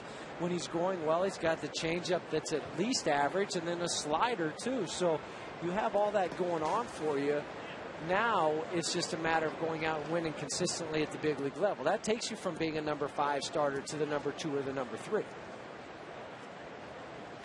2-2 count on Lance Berkman upstairs with Jeff Houston. I'm Drew Goodman. Draft night in Major League Baseball. Exciting, isn't it? It is exciting because you start to, and I know there's a lot of Rockies fans that get online. They follow what some of the kids are doing in Modesto and Asheville and Tulsa and Colorado Springs. And you'll hear names tonight and over the next 3 days. Berkman is gone. And you'll be able to start following them. And some of these kids you'll follow this summer at Casper or Tri-Cities. And that's what's fun about some of those cities, too, because they can really get behind the players. And in some places, they have host families where you'll go live with them, and especially down in rookie ball, and you really become part of their family. And so when you go there, now all of a sudden they have an immediate connection to these players, to the organization, to the teams. And then when these guys reach the big league level, they go, hey, remember when he stayed with us? And then you go watch him play at the big league level. He leaves you tickets, whatever it may be. All of a sudden you have that connection. Sure, sure. Rockies took Kyle Parker, an outfielder from Clemson University. Number 1. That's a strike on Carlos Lee. And he is a tremendous athlete. He hits with a lot of power. 20 home runs for Clemson this year. One of the ACC leaders in on-base percentage, slugging percentage. This is a little blooper that Tulowitzki will grab. And also the starting quarterback for the Clemson Tigers. They went to a bowl game, won a bowl game this year. He threw 20 touchdown passes in the autumn. 3-0 Colorado. Back in a moment.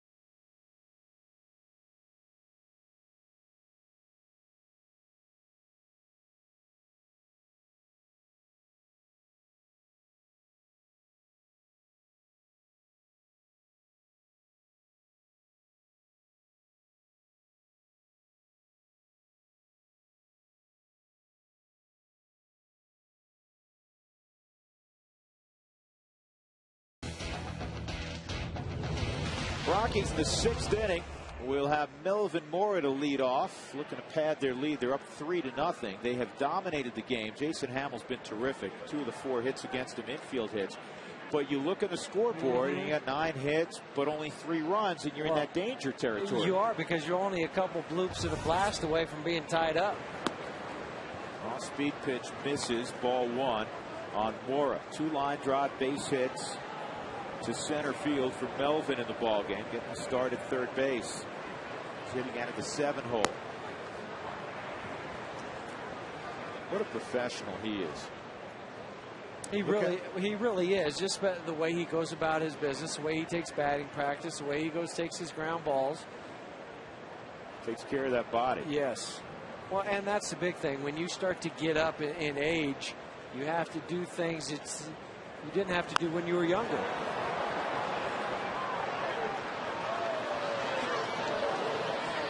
1-2.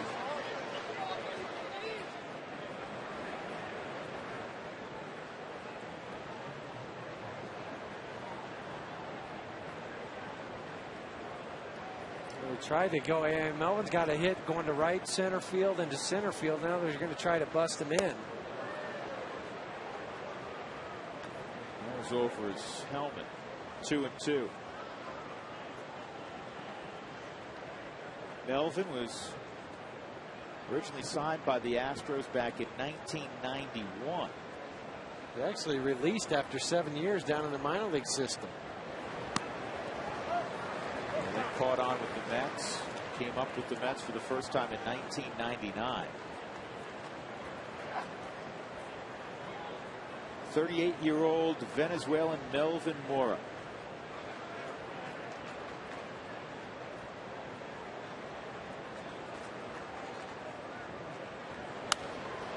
This is fouled off.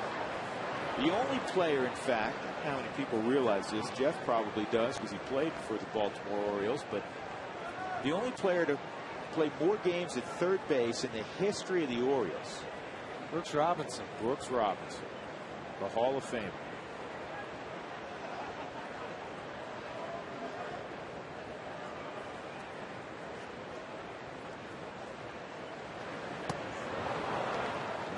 Rodriguez strikes out Mora this time. That's just the second strikeout for Rodriguez. Let's pay a visit to Alana Rizzo. Alana? All right, guys, thanks very much. I'm up here in section 329, way up high with a beautiful view with a special group of kids. I'm up here with Denver Kids mentees and their mentors. Now, Denver Kids was founded in 1946. It's an educational counseling and mentoring program. It serves Denver public school students grades K through 9, and it's a recipient of funding from the Colorado Rockies Charities Funds, one of the many community service organizations that the Rockies help to promote. And if you're interested in learning more about how you can be a member, please visit denverkidsinc.org. I myself am a mentor in this program. I'd like to say hello to my mentee, Brian, who is hopefully watching at home, and Krista Keibel, who is dealing with all of our graphics tonight in our television truck, is also a mentor. And these kids have something they want to say to you guys. Are you ready? 1, 2, 3. Go Rockies! I know if you can hear them, they're very shy. Go Rockies, guys. But Denver Kids, a tremendous organization. Well done, Alana. Thank you. Congratulations on your service. 3-0 Colorado. Wandy Rodriguez will face Jason Hamill with 2 outs in the 6th inning.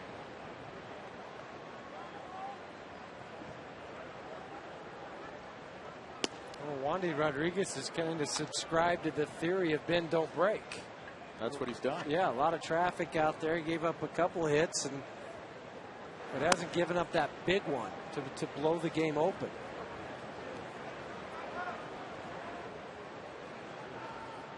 Well, we talked about the way he pitches, though, here at Coors Field, so it's not real surprising. He's a battler. He's never been intimidated by pitching here. 2-1 on Hamill. 3-1. He has over 900 innings now at the big league level.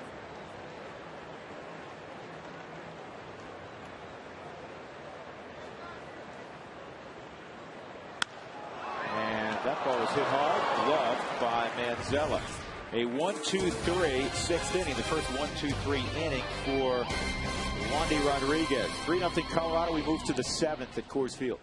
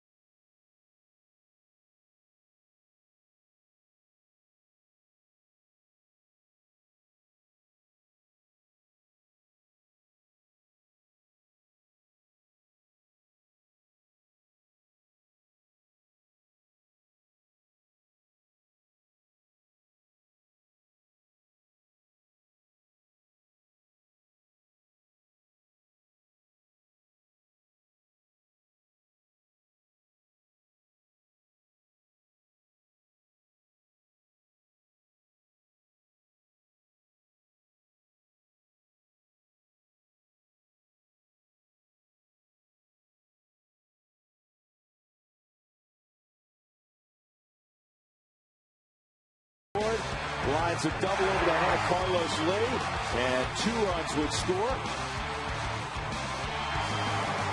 Rockies up 2-0, and then the next inning they get another run. An RBI ground out off the bat of Brad Hopp. That would bring home Ryan Spilborghs, who had started the inning with a double. And then look at this defensive play by Tulowitzki. Take a hit away from Hunter Pence. Jason Hamels pitched exceptionally well. Rockies have played some defense behind him. 3-0 as we go to the 7th. And look back, brought to you by Cooney Lexus, where luxury has an address. We'll see him on Broadway and Littleton. And Hunter Pence is at the plate again. A couple of ground outs. There have been a lot of ground outs in the game. Sliders inside, ball 1. Pitch counts excellent. 77 pitches. I mean, really, there's nothing that you can complain about so far with Jason Hamill. Whenever there's been a couple tough spots out there, he's been able to get double plays. The Rockies have turned 2 double plays tonight, 64 on the season, which is second best in the major leagues.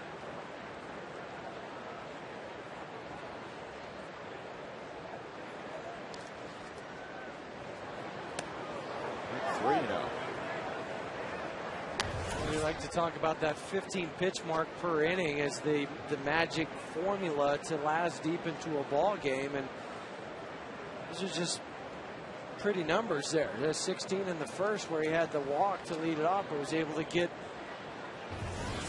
Carlos Lee. I mean, Carlos Lee single, but Hunter Pence on the fielder's choice to end the inning.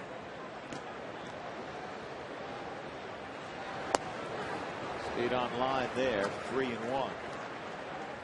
I like the way you said that, Drew, because the first couple times he kind of spun off it. That front shoulder flew open, and that allows the ball to stay up into the zone. Just stay low down with that fastball. In the air to right field. Brad Hopp does not have to move. 1 out. Been 1 base runner for Houston since the 3rd inning. And that was a Wandy Rodriguez ground ball base hit down the 3rd base line. They've had a whole lot of nothing. Pedro Feliz with 1 out. And our Geico quote of the night from Casey Stengel. I feel greatly honored to have a ballpark named after me, especially since I've been thrown out of so many. Well, he had some great lines, didn't he? My favorite is, having grown up in New York, and it was before I was born, but with the 62 Mets, the hapless 62 Mets that won 40 and lost a record 120. At one point during the season, he looked around, he said, "Can't anybody here play this game?" And the answer evidently was no. a resounding no.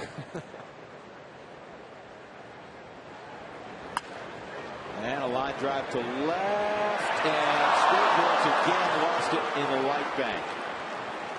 We got leather on it, couldn't hold it.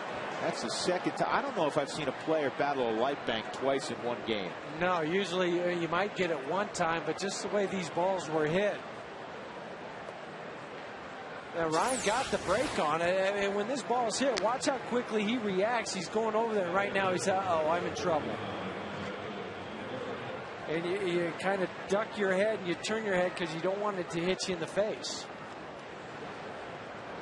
And he's got to be ruled a hit. Oh, absolutely.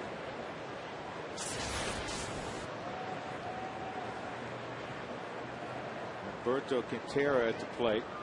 Double play candidate. Grabbed the second his last time up. This is popped up right field line, and it's going to be out of play.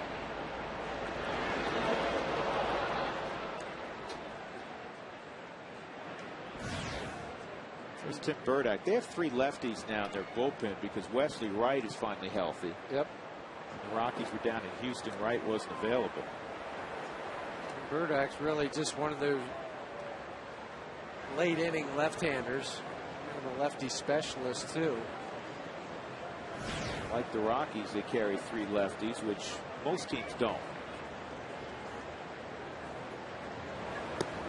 Most teams, they're lucky if they have 2 out in the pen, and well, San Diego doesn't carry any. Arizona doesn't have any. That's right. Arizona, until they went and got Dontrelle Willis, didn't have a lefty, period. Didn't have a lefty in the rotation. And in their beat-up bullpen, they didn't have a lefty. They still don't. 1-1.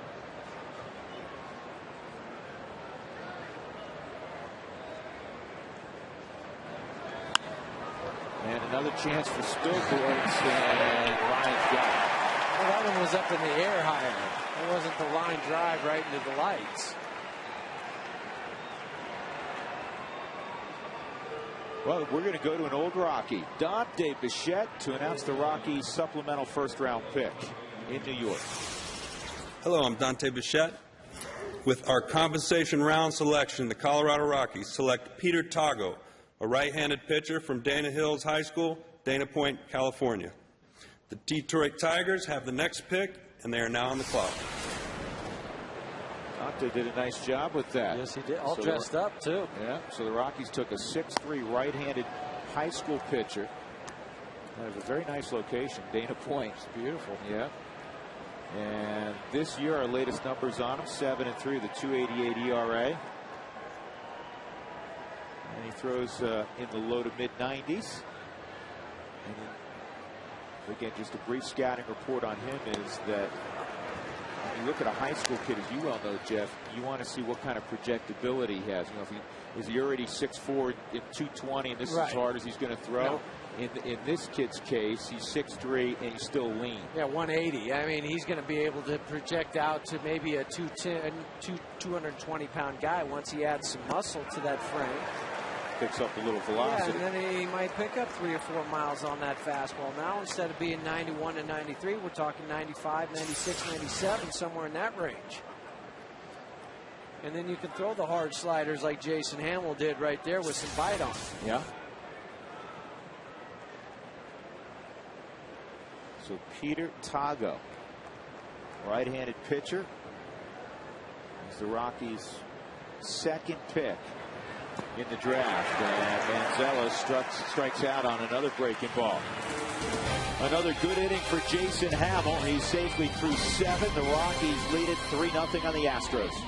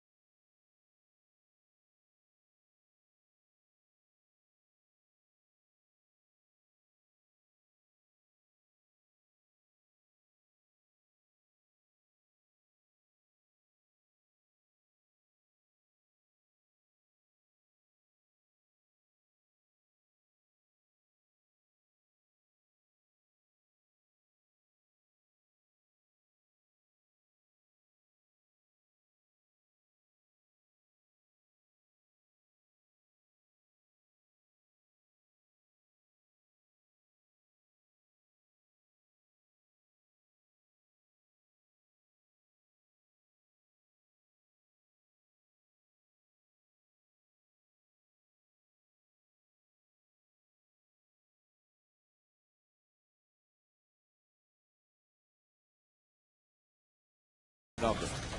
Here in the late innings, Wandy Rodriguez, this will be his final inning of work. He's due up next inning. He has gotten Carlos Gonzalez 3 times in the ball game. 2 ground balls to second and a bouncer to third.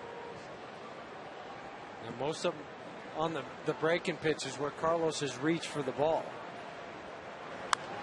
And he pops this one up. Manzella going out.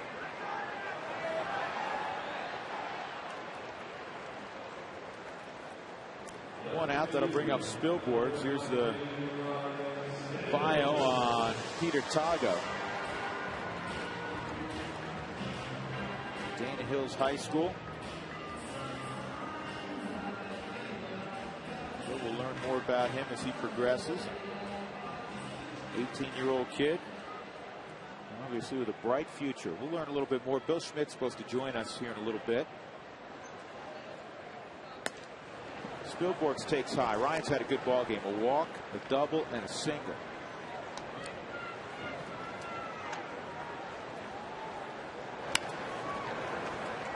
And Manzella pulls it to his chest and throws out Spilborghs.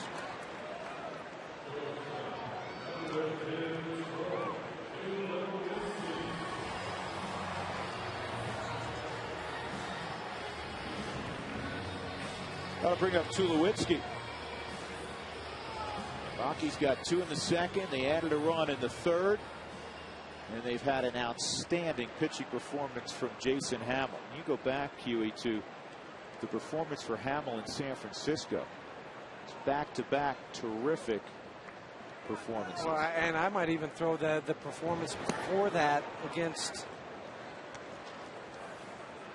Arizona, where he went 5 1/3, had 8 strikeouts in that ball game. So his last 2 outings, he's 1-0 with the 2.25 ERA.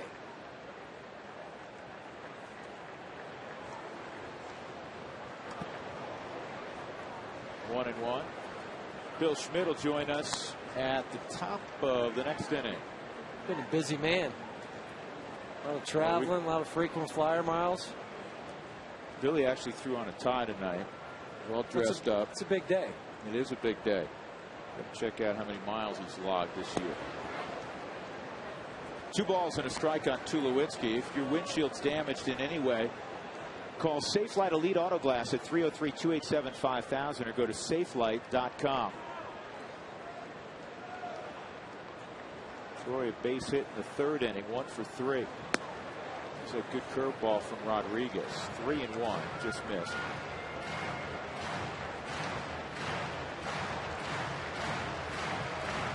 Next pitch right now is 110 for Wandy.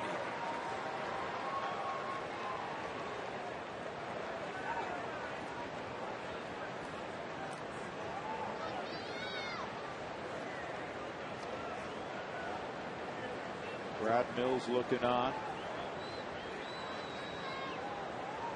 His club coming off a 5-2 homestand.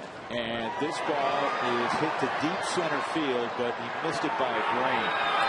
Michael Gordon makes the catch. The Rockies lead at 3-0 as we turn the page to inning number 8. Bill Schmidt, the Rockies Vice President of Scouting, when we return.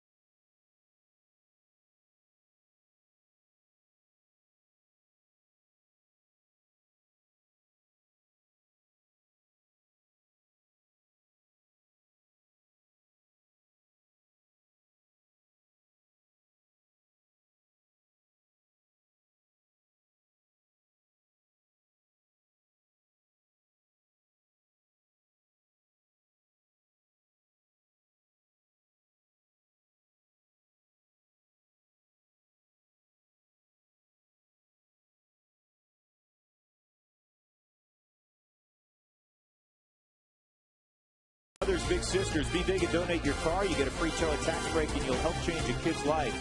By the Great Colorado Payback, reuniting you with your money. By Chase, introducing the 1% mortgage cashback. Chase, what matters. And by Steel and your local Steel dealers. For a location near you, visit steeldealers.com. 9-1-2 for Houston in the top of the 8th inning. And our old friend Corey Sullivan is the pinch hitter for Wandy Rodriguez. And he takes the first pitch for a strike. He hurt the Rockies down in Houston with a big pinch hit base hit that provided the difference for the Astros. The Astros ended up taking 2 of 3 from the Rockies. You know, they've won 9 of their last 13 here at Coors Field. Here's the 1-1 to Sullivan, outside 2-1. Bill Schmidt, as promised, joins us. It's been a busy day for Billy. In fact, it's a busy 6-8 months. I mean, you spend a lot of time. We talk about this every year on the road. Do you ever keep track how many miles you log? No, but it's quite a bit. It is quite a bit. With the first pick, and you guys have done this before. You like athletes, and you took an athlete. Kyle Parker out of Clemson, 20 touchdown passes in the fall. He's got 20 bombs evidently this spring. Hit his 20th tonight. Is that right? What intrigued you about him? I've watched Kyle since he came to Clemson as a freshman. I liked his athleticism. I like the bat. I think it has a chance to play up here, and really the intangibles that he brings. And watching him play football, got to watch him play really in that bowl game in January. I was real impressed. He got 300-pound guys chasing around. It just shows you what kind of athlete he is. Correct. Yeah. But you know, the leader, by playing that position, the leadership that brings. I believe he's a winning player, and I like the bat, and I think he has a chance to play up here. And Jay Matthews, the area scout in that area, he was the first guy that was really on Kyle. Yeah. Kyle is a unique situation. Came there as a quarterback, left high school early, and played what would have been his senior year in high school. Hit third, played third, and had a real good year. Right. Scuffled a little bit last year, but you're looking at a kid who's not played any summer baseball, and he picks up the bat in January. And plays till June. Season. After football's over, plays from January to June. So you get him in baseball full time, I think it's intriguing. Well, let me ask you, how important is football to him? Because this isn't a guy, and I don't want to disparage Seth Smith, because Seth, to play in the SEC as a quarterback and be recruited, had to be a heck of a player. He was a backup to Eli Manning. He knew baseball was his ticket. This kid threw 20 touchdowns this past fall. We believe he wants to go out and play baseball. Okay. He likes playing baseball. You know, the comparisons from the football, probably a Drew Brees type guy. Okay. Little shorter, obviously, yes. from quarterback standards. Yeah, he's NFL. not the 6'3", 6'4" guy. Right. He's 6'1", right? 6'1", 6 foot, 6'1". But we believe that there's an interest to start a baseball career. Now he's got pretty good feet. You were talking about that. Is he just a corner guy, or could he play center field? No, he's a corner guy. He's played third. He played a little first this year. Okay. And he can play both outfield spots. Obviously a plus arm. You know what? It probably doesn't translate. He throws the football a lot better. It's an average arm in baseball. You know that when he gets out there and we think it works, it's going to get better. You know, I said this on the air, Bill, a lot with Matt Holliday. Matt had, as Michael Bourne walks, Matt had, as you know, better than anybody, had one of the great throwing arms football-wise going, and his baseball arm was just average. Right. There's something about the guys who can throw a tight spiral, all of a sudden it doesn't translate to throwing a baseball. How many days prior to the draft did you bring all the scouts in and start to set up your war room, your draft board? We brought the area guys, came in, it was on 22nd, a couple weeks ago. Okay. We met for 3 days. We went back out again to the conference tournaments, and then we came in on Memorial Day. So this is the first time I've seen it outside. It's usually dark when I go home, and it's dark when I come in the morning. But we've been locked up in the room for about a week. Now it starts going rapid fire tomorrow, doesn't it? Tomorrow morning it'll be a lot different pace than it was tonight. So it's 5 minutes in the first round, and then what does it go to after the second, third? I think we're still a minute through the top 5, and then it's basically about 30 seconds. And here you go. It's your turn. Pick a player and go. I mean, to me, that's remarkable, because if you're sitting on a guy, let's say you're in the 8th, 9th round, you're sitting on a guy, and it's Jeff Hughes, and all of a sudden the team before you grabs Hughes, and you have 30 seconds to go to the, cross it off and find the next guy. Yeah, I mean, we'll have files. We're backed up. We don't have any more picks. We have the files. We're ready to go. And if we get plucked, we get plucked. And, heck, you can get plucked in the 20th round. Sure. Before we ask you about Peter Tago, I want to ask you philosophically, do you draft the best player available, or is it sometimes, this is a base hit by Keppinger, Bourne will stop at second, is it by need organizationally at times? No, we went away. I mean, we're picking the best player. Okay. And in our opinion, Kyle Parker, when we got to 26, was the best player to pick. Okay. Now, Peter Tago, who you take with one of the compensatory picks, is a high school arm out of Dana Point, and there's this line in baseball, in your line of business, you hear quite a bit, projectability. Very projectable. Probably the best comparison is Ismail Rogers type kid, Pedro Estacio type look to him. So loose arm. Just a week ago in the high school playoffs, he was up to 96 miles an hour. It's mostly 91, 93, but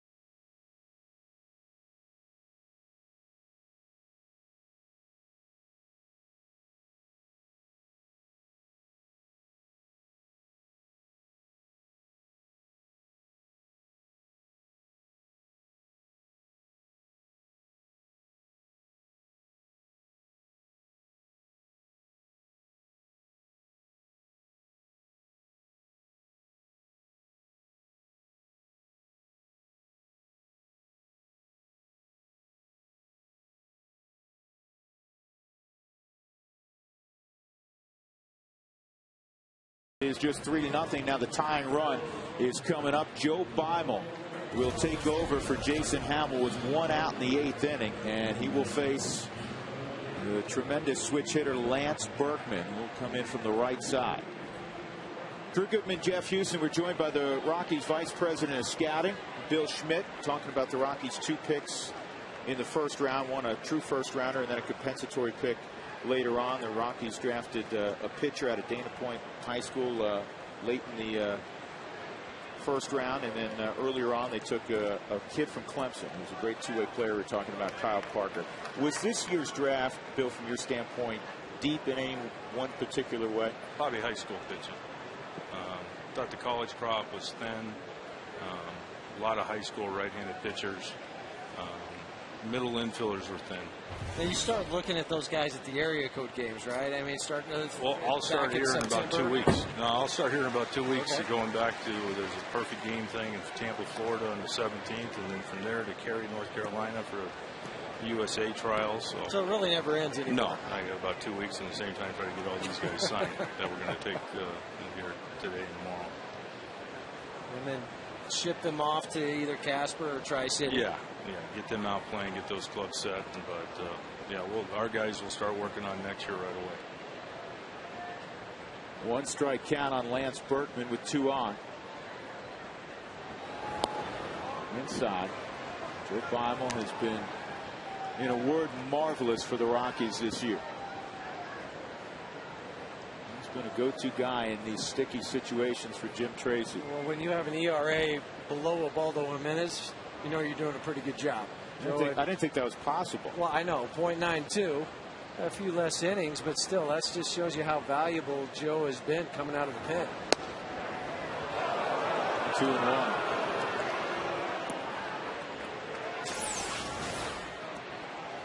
See where this pitch was on the 4th strike zone, just outside the zone. Cheetah's had a pretty fair zone tonight. Bill, I've asked you this before. When you look back, 6, 7 years in the rearview mirror at a draft, how will you judge it to be, hey, that was a quality draft for us? Ultimately, it's going to be the kids who come up here and play. But how many? I mean, you're going to draft 50 kids, maybe 51 kids. And we're going to sign about 25. Some of them will fill organizational roles. Some will overachieve and get here. I was always taught 4 in the top 10. You've done a good job. 2 after that, you're getting 6 guys out of draft. I still think that it's going to vary from year to year.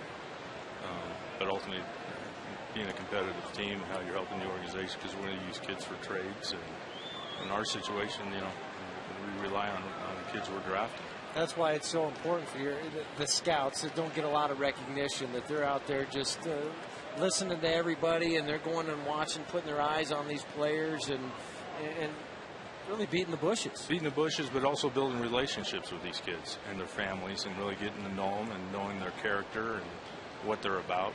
It's important for us and what type of people we're bringing in the organization.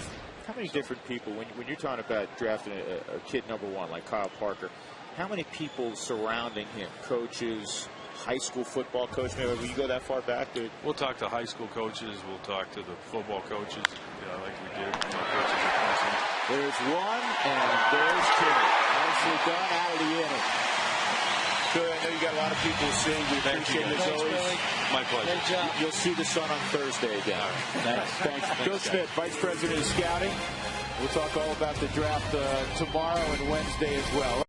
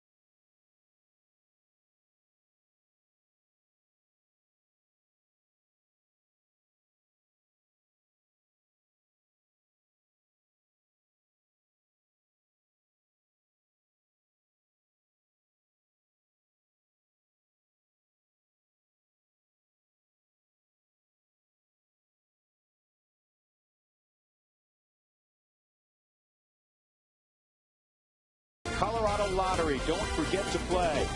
And by Colorado Hyundai. Hyundai was just named the most efficient car maker in America. Visit your Colorado Hyundai dealers today.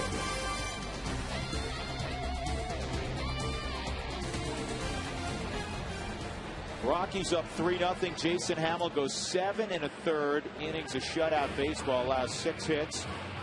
He walked 3 and struck out 3. Terrific job by Hamill.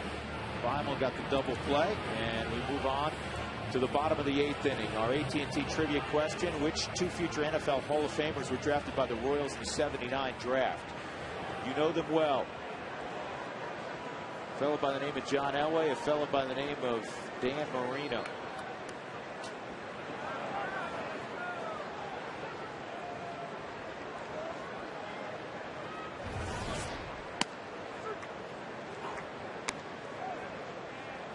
Strike 1 on Brad Hop.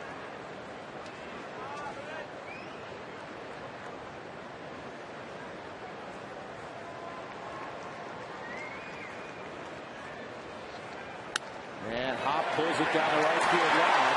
A long run for Hunter Pence. And Brad is going to have himself a double.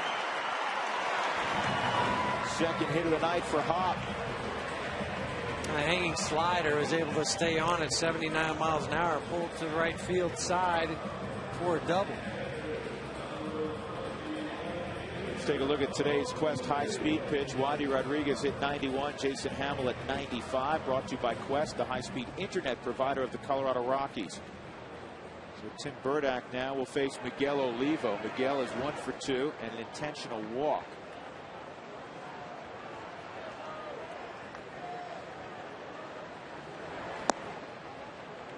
Let's see how this kind of plays out here. If they pitch to Miguel or try to get him out by pitching something outside of the zone. Burdack can get to Todd Helton. Not very good numbers for Tim this year at 623 average. Base hit right center field. That's going to run all the way to the wall. They pitch to him. And Olivo burned him. He's thinking about a triple. And Miguel has his 4th of the year. 4-0 Colorado.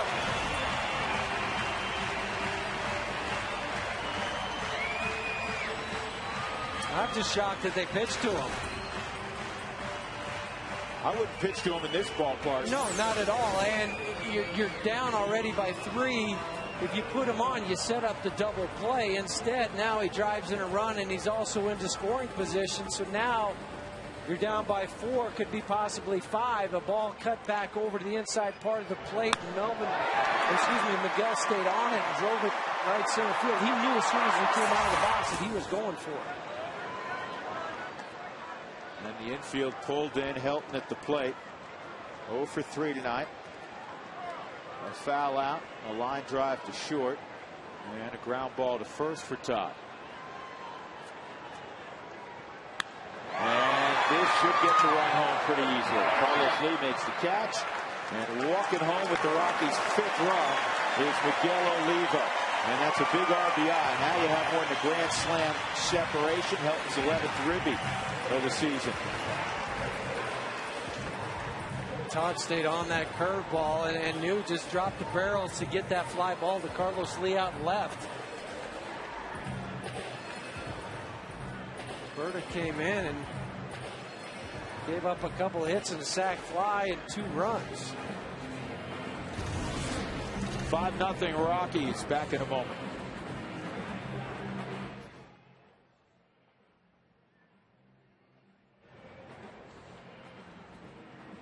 Never mind. Pitching change. Never mind.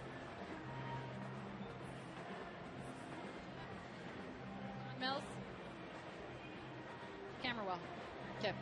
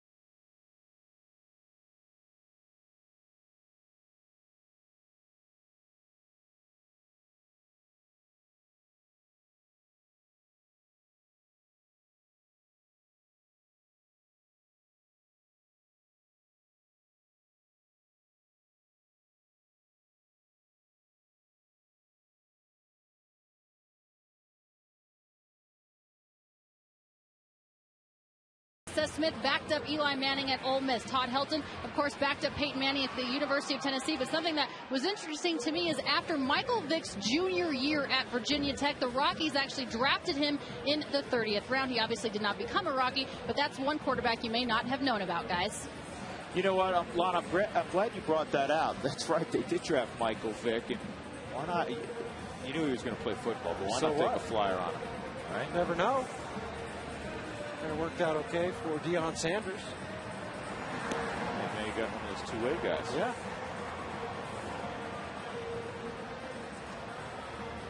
Hey, this date in history is brought to you by Dex One Marketing Solutions. Business results, June the 7th, 1966. Mets fans won't forget this anytime soon, even though it's now been 44 years. With the first overall pick in the draft, the New York Mets pass on Reggie Jackson out of Arizona State in favor of catcher Steve Chilcott. You remember him, don't you? Probably not. He never played in the big leagues. 6 years in the minor leagues, he was a catcher. It says he was a catcher there. And didn't quite have the same career that Jackson did. Didn't have a nickname, Mr. October? Well, whatever his nickname was, it probably wasn't real flattering. No. Melvin Moore has had himself a nice ball game. 2 for 3. He has scored a run as he faces Casey Daigle with 1 out, nobody on. Rockies up 5-0 on the Astros. They've out-hit them 11-6.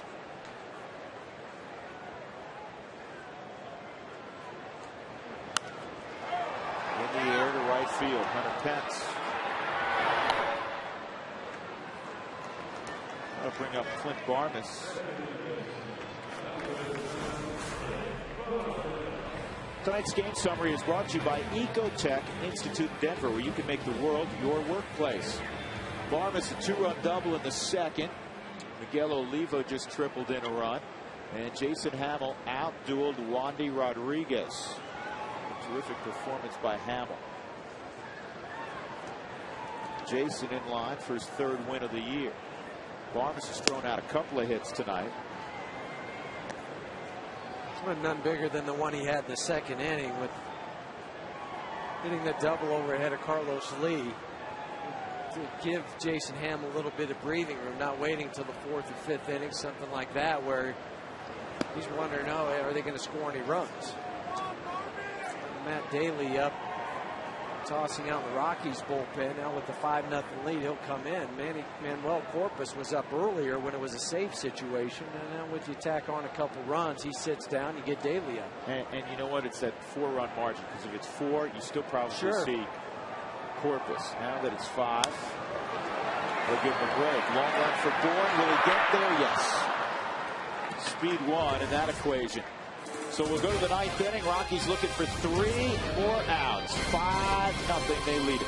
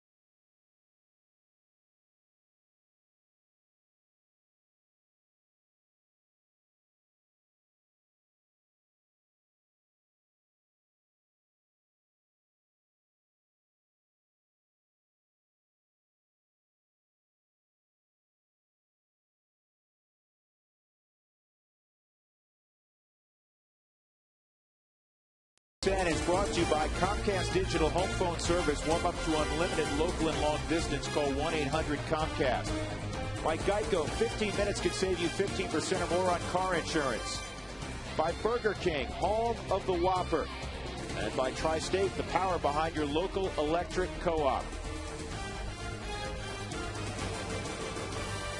Inside Coors Field, the Rockies leading the Astros 5-0. And you know the routine by now here on FSN. We go to Tom Helmer and the Rockies post-game report immediately following. Tom comes up with some clever sayings, and then he gets rolling.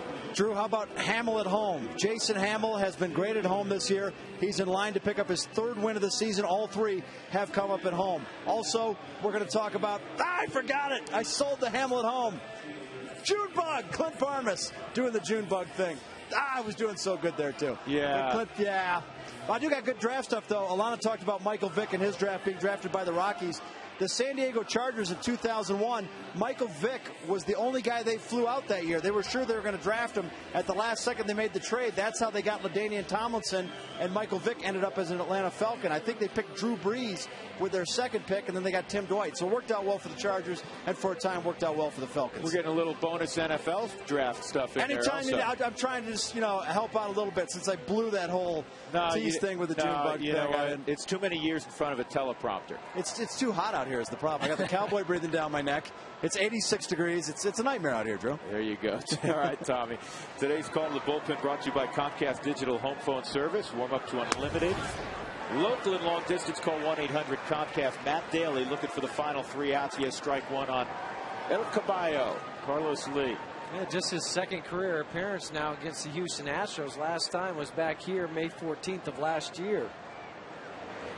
And a ground ball to second. Vargas takes a drop step, throws out Lee. Let's take a look at a Colorado Lottery replay. The evening for Jason Hamill. He really did not allow much from the Houston Astros. 2 of the 6 hits he gave up didn't leave the infield, and when he needed it, he was able to get a double play ball. Michael Bourne, who you want to keep off the bases, he did that. A couple of ground outs and a little fly ball to center field. He had that overhand curveball working. Just a terrific performance by Hamill.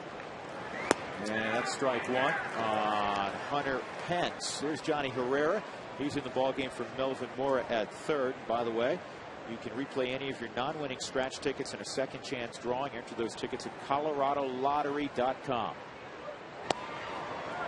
I just like Jason's mound presence out there tonight. I mean, he just had the ball. He just said, give it to me. I'm going to go ahead and take care of this ball game. And there wasn't a lot of indecisiveness in between pitches. He got it and knew what he wanted to do. Do you think a guy like Hamill, and I got to ask him this, can learn just watching Ubaldo Jimenez? Because though nobody has Ubaldo's stuff, somewhat similar in stature. Jason's about 2 or 3 inches taller. Both throw hard. Both have great breaking balls. I mean, they're not dissimilar. I mean, you're not, comparing them to a left-handed soft tosser.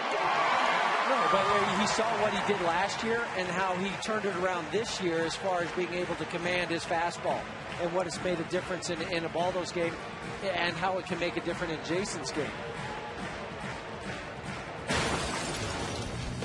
Coors Light, cold hard blast. Second inning, Rockies in a top ball game, and an 0-2 pitch. Clint Barnes, who's been so clutch, comes through with a 2-run doubler. Coors Light, cold hard blast. Pedro Feliz takes strike 1. 2 outs in the ninth. The crowd of 28,251 standing, waiting for that final out. And that's off the glove of Johnny Herrera. And a base hit with 2 outs by Feliz. It's his 3rd hit of the night. He's extended his hitting streak to 9 games. That'll bring up Humberto Quintero.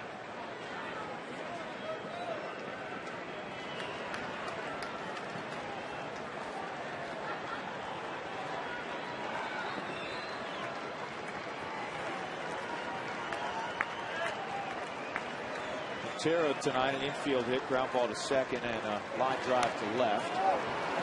Foul ball. Let's take a look at our Breaks Plus poll of the ball game. Who would you draft if you were a general manager? Would you take the best player available, or would you look for organizational needs? And 3/4 of you said, as Billy Schmidt told us a few minutes ago, we take the best player available at the top of the draft. And that way you can mix and match however you need to make your club better.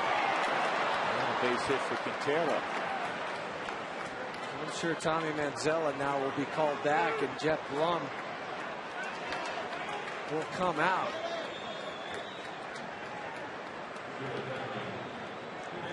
That's exactly what's happening. Brad Mills goes to Blum, who's hitting .259 from the left side. 5 for 16 as a pinch hitter. Well, the Rockies have the big lead, but you'd also, you would like to get that shutout. If the Rockies do get the shutout, it will be their 8th of the season already, which would tie a club record. There's They've produced 4 times, 2001, 2002, 2006, and 2008. Jason Hamill on the plus side, Wandy Rodriguez on the south side of things. A veteran platoon player, now pinch hitter Jeff Blum.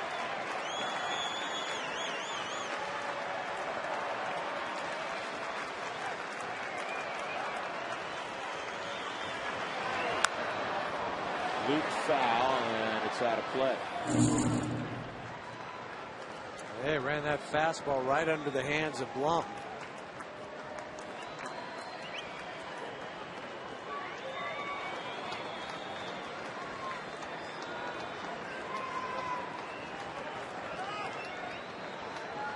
And that's where it's so nice at the 2 runs that you tacked on in the last half of the 8th inning.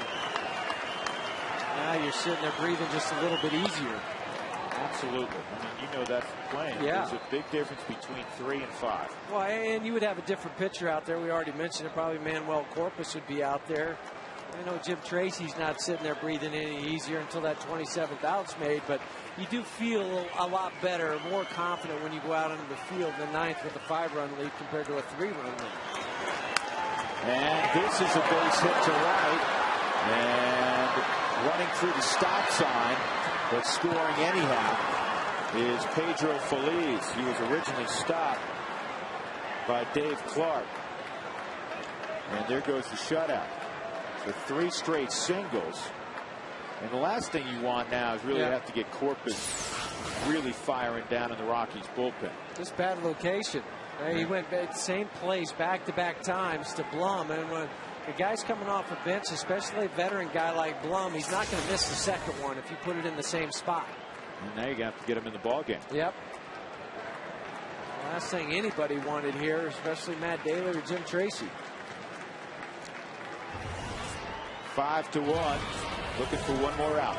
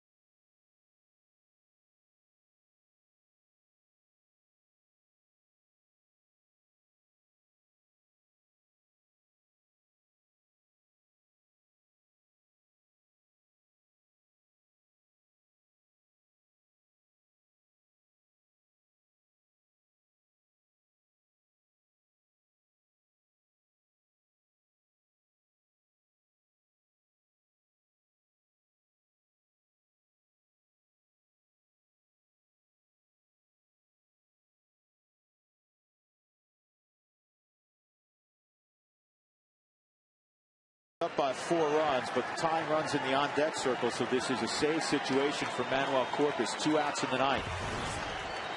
And Jason Michaels, the pinch hitter, is early on the slider. It's 0-1.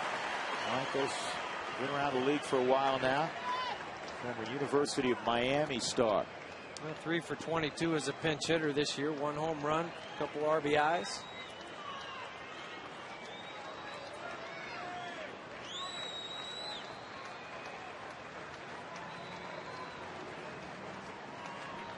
Miguel Olivo didn't like what was happening out at second base with the base runner Quintero, catcher himself. Make sure that they on the same page as far as signs go. That's in there. It's 0-2. Corpus had a 1-2-3 ninth yesterday for his 6th save. Well, that caught the strike zone because of the movement coming back over to the outside part of the plate. Started out of the zone but worked its way back.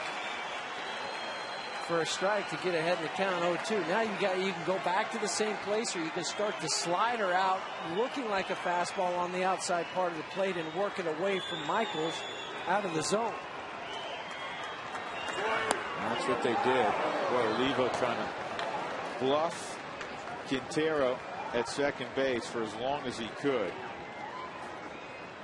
Hey, Olivo, he's trying to, in case Quintero is giving away signs, he goes to the inside, and at the last possible second, he hops outside. That's a little distracting, though, for the pitcher. He's got to be a little bit, I understand trying to move, but maybe not quite that dramatic.